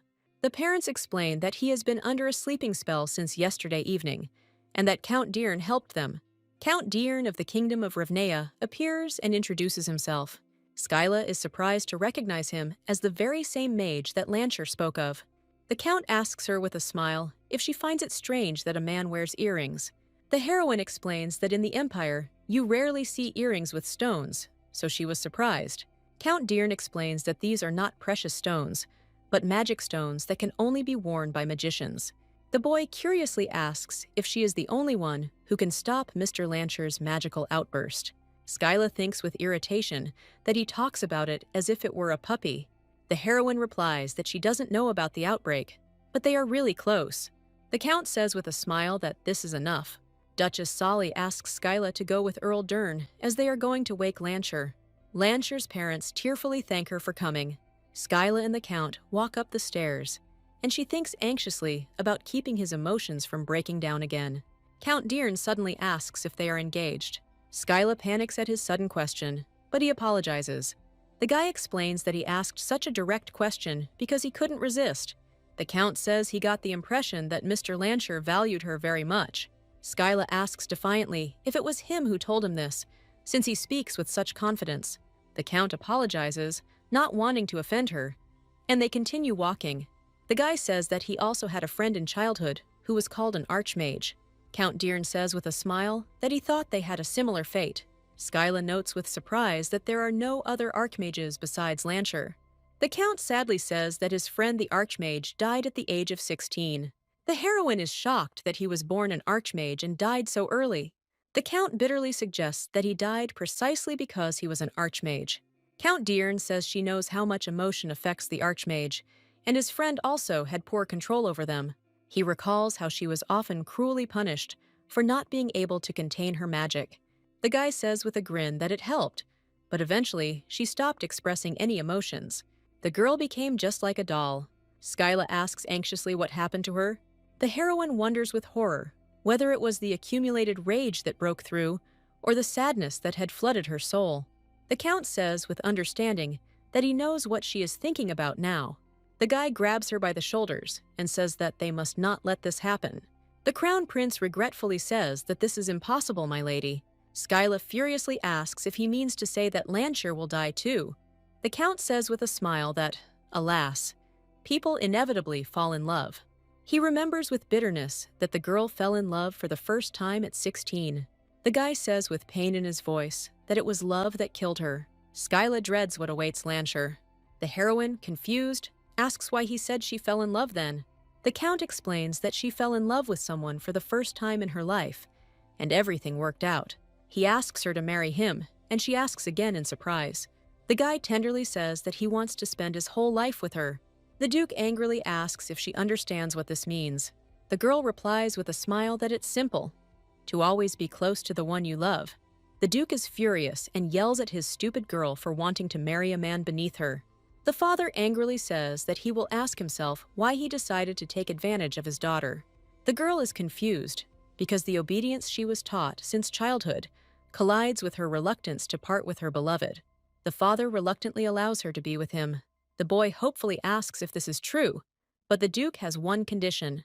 The father says that in 3 months they will separate, and by that time, the daughter will cool down and understand everything. The young man was shocked by his words, not believing that this could be true. The young man falls to his knees and begs him, saying that they love each other. The Duke shouts in rage, asking if he thinks he can make his daughter happy. He orders him to leave within 3 months, otherwise he will be expelled from the kingdom.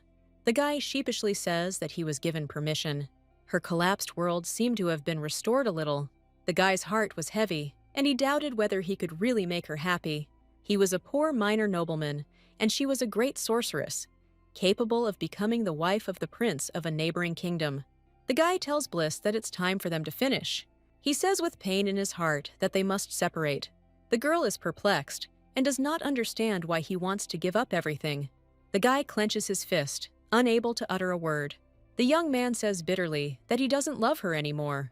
He let her go, hoping that she would meet someone who would give her happiness. Skyla wonders with horror if all this happened because of her. The heroine, with pain in her heart, realizes that he suffered because of her. Hovabat asks her to go to the Duchy of Sali and wake up Lansher. Skyla angrily asks what he wants from her, because if she wakes him up now, he will break down again. The guy explains that it will be easier for him if he opens his eyes and sees her next to him. The girl screams in rage, wondering if they thought she might be caught in his flash. The heroine sadly says that she didn't want to see him until her own emotions subsided. Kavabat apologizes and bitterly admits that no one but her can calm him down. Skyla remembers that in his tiny closed world, there is only her. The girl, with a pain in her heart, thinks that if Lansher loves her, it means that he simply has no one else he could love. The heroine agrees to go, and Kovabat looks at her with gratitude. Skyla rides in the carriage, thinking that even if her feelings are rejected, Lansher is still dear to her. The girl thinks with determination that as his only possible loved one, she is going to save him. At Sali's estate, she is met by the Duke and Duchess, who have obviously not slept. Skyla anxiously asks where Lansher is now, and learns that he is in the room. The parents explain that he has been under a sleeping spell since yesterday evening, and that Count Deern helped them. Count Deern of the Kingdom of Revnea appears and introduces himself. Skyla is surprised to recognize him as the very same mage that Lansher spoke of. The Count asks her with a smile if she finds it strange that a man wears earrings. The heroine explains that in the Empire, you rarely see earrings with stones, so she was surprised. Lansher looks forward to the time when they will grow old and laugh at their little memories. But she cuts him off. Skyla says with tears in her eyes that their feelings are different. The heroine thinks with bitterness that such an idea as holding hands and kissing does not exist in his head at all. The maid announces that dinner is ready, and Skyla and Lansher wake up. The guy invites her to eat with them, but she refuses, saying that she needs to go home. The young man asks hopefully if he will be able to see her tomorrow, but she does not know. Lansher smiles and says he will wait for her message. Skyla leaves, thinking he was just trying to convince her. Count Deern says with relief that he is glad that everything went smoothly. Skyla thinks with a cold expression that Lord Lansher seems to be truly attached to her. Ketnip says with a smile that if she hadn't succeeded, he was going to put the young master to sleep with magic again. The girl asks suspiciously if he has anything else he wants to ask. The Count asks the name of the childhood friend he was talking about. The guy says, embarrassed, that he didn't expect such a question. He sadly recalls that he hasn't spoken her name for a long time. The Count says tenderly that her name was Bliss. Skyla says she doesn't have the luxury of thinking about things like rudeness and will continue to do so. The heroine asks him what he thinks her lover should have done to save her. Count Deern says with a grin that diplomacy is definitely not her thing. Skyla reiterates with determination that she doesn't have the luxury of thinking about it. Count Deern sadly says that his friend also could not control her feelings. He recalls how his girlfriend died a few days later. The Count says with a smile that she eventually stopped expressing any emotions. The girl became just like a doll. Skyla asks anxiously what happened to her. The heroine thinks with horror about what feeling destroyed her. The Count says with understanding that he knows what she is thinking about now. The guy grabs her by the shoulders and says that they must not let this happen. The Crown Prince regretfully says that this is impossible, my lady. Skyla furiously asks if he means to say that Lansher will die too. The Count says with a smile that, alas, people inevitably fall in love. He remembers with bitterness that the girl fell in love for the first time at 16. The guy says with pain in his voice that it was love that killed her. Skyla dreads what awaits Lansher. The heroine, confused, asks why he said she fell in love then. The Count explains that she fell in love with someone for the first time in her life, and everything worked out. He asks her to marry him, and she asks again in surprise. The guy tenderly says that he wants to spend his whole life with her. The Duke angrily asks if she understands what this means. The girl replies with a smile that it's simple, to always be close to the one you love. The Crown Prince notices that she doesn't seem to be in the best mood. The Crown Prince tells her to rest while the Imperial mages bring him back to his senses. The guy, smiling, assures that he is not so cruel as to execute the princess's best friend. Skyla, lying in bed, asks if she can see Lansher. The Crown Prince replies that now is not the time and leaves. The heroine anxiously thinks about what will happen to Lansher. The girl reflects that the surge of magic itself is not his fault, but why the palace in particular? Skyla thinks with relief that at least no one died, and that Lansher probably unknowingly protected people. Febreze runs up to her, and with tears in her eyes says that she thought she had lost her. Skyla hugs her, comforting her, and tells her she's okay. The maid says with horror that she will not survive if something happens to my lady, and Skyla thinks with a smile that she will have to live a long time for her sake. The maids apologize, saying that the maid insisted that she must see her. Skyla asks if her parents know she's here. Febreze explains that his lordship told them, and she herself explained everything in detail. The girl asks if her forehead is okay. The heroine, confused, asks how long she had been unconscious. Febreze replies that a day and 12 hours have passed, and Skyla is in shock. She realizes with horror that she has wasted His Highness's time and will have to apologize when they meet. The girl asks Febreze what's wrong with Lansher. The maid sadly reports that the imperial court took place yesterday, and she was also present as a witness. The soldier says that soon after the ball ended, the fortress wall collapsed. They were just blocking traffic, and then there was an explosion and a flash of light. Skyla worriedly thinks that Duke Carrion's house was shaken then too.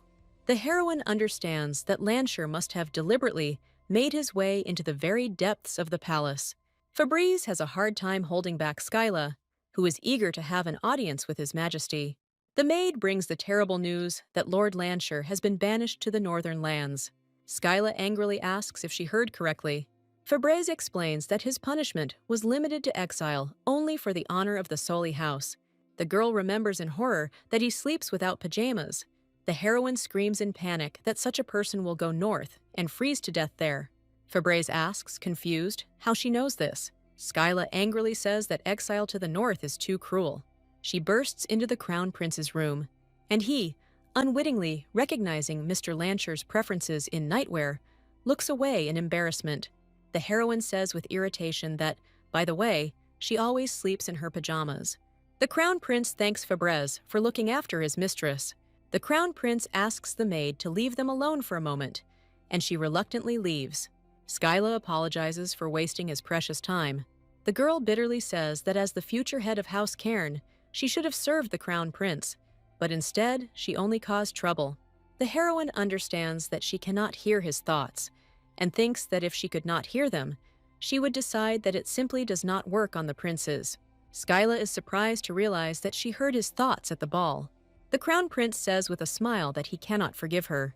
The girl asks with a nervous smile what she should do to earn his favor. The Crown Prince smiles and suggests that she call him Kayla. Skyla wonders if this is inappropriate. The Crown Prince says he spent a long time thinking about it and hopes she will like it. The girl is surprised, and he asks why she is so surprised. Skyla laughs and replies that it's simply the first time she's heard His Highness speak so directly about his feelings. The heroine admits with a smile that she was a little surprised, not expecting him to give her an affectionate name. The Crown Prince says they will soon officially announce their engagement, so the nickname is perfectly acceptable. The girl shyly suggests that he also stop calling her Your Highness. Skyla hesitates, thinking that calling the Crown Prince by his first name might be a bit much. The guy says with a grin that, if you're being picky, Leon is also his nickname. The heroine is shocked, because everyone in the Empire knows that the Crown Prince's name is Leon. The Crown Prince whispers his secret in her ear, that his real name is Dandelion. The guy proudly says that yes, it is he, the future emperor named Dandelion. The Crown Prince laughingly suggests that she call him Dandelion, but she refuses. The Crown Prince notes with a smile that she grasps everything quickly. The guy tenderly says that he really likes her, Kayla. Skyla is embarrassed to think that the future emperor calls her by a pet name in such a friendly tone, and she really has come far. The Crown Prince says he was going to tell her later, but she had already heard from her maid. Skyla anxiously asks if Lancher is really going to be exiled to the north. The Crown Prince confirms that this is the verdict passed by His Majesty the Emperor. The girl asks with determination what needs to be done to avoid being sent north. The Crown Prince notes with surprise that he expected her to simply ask not to exile him, but she decided not to push thoughtlessly. The heroine bitterly thinks that Fabrice was right, and Lancher is at a disadvantage in everything. Skyla asks defiantly if they intend to let such talent rot in the north. The Crown Prince says with a grin that to him, he looks like nothing more than a ticking time bomb. The girl confidently declares that she will take control of this. Skyla says with determination that she will put a collar on Lancher and will personally monitor him. The Crown Prince wonders with surprise if this is Kayla's taste, and for some reason he even likes it. The guy regretfully says that it's a pity, and Skyla is shocked by his words. The Crown Prince asks doubtfully how she plans to raise him personally if even his parents have given up on him. Skyla confidently says that she will go north with him if he does not learn to control his emotions within a year. The Crown Prince is perplexed and asks why she should go north if it was young Master Lancher who caused the trouble. The guy asks with surprise if she is ready to give up even the title of Duchess of Cairn for him.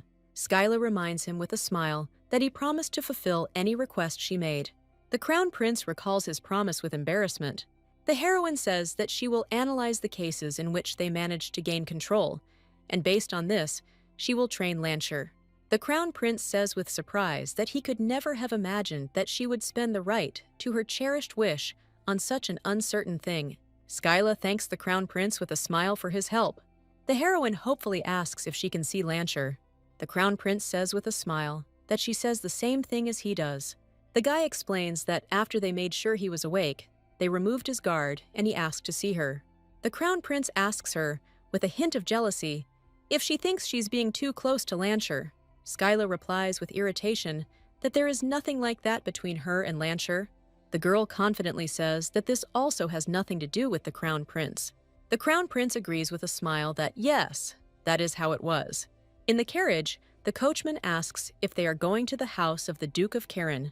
Skyla replies that no, they are going to Duke Solly's house, and Fabrizi says that she is expected there. The maid anxiously reports that all the servants are very worried about her and asks to give her at least 10 minutes. The heroine promises with a smile that she will just take one look at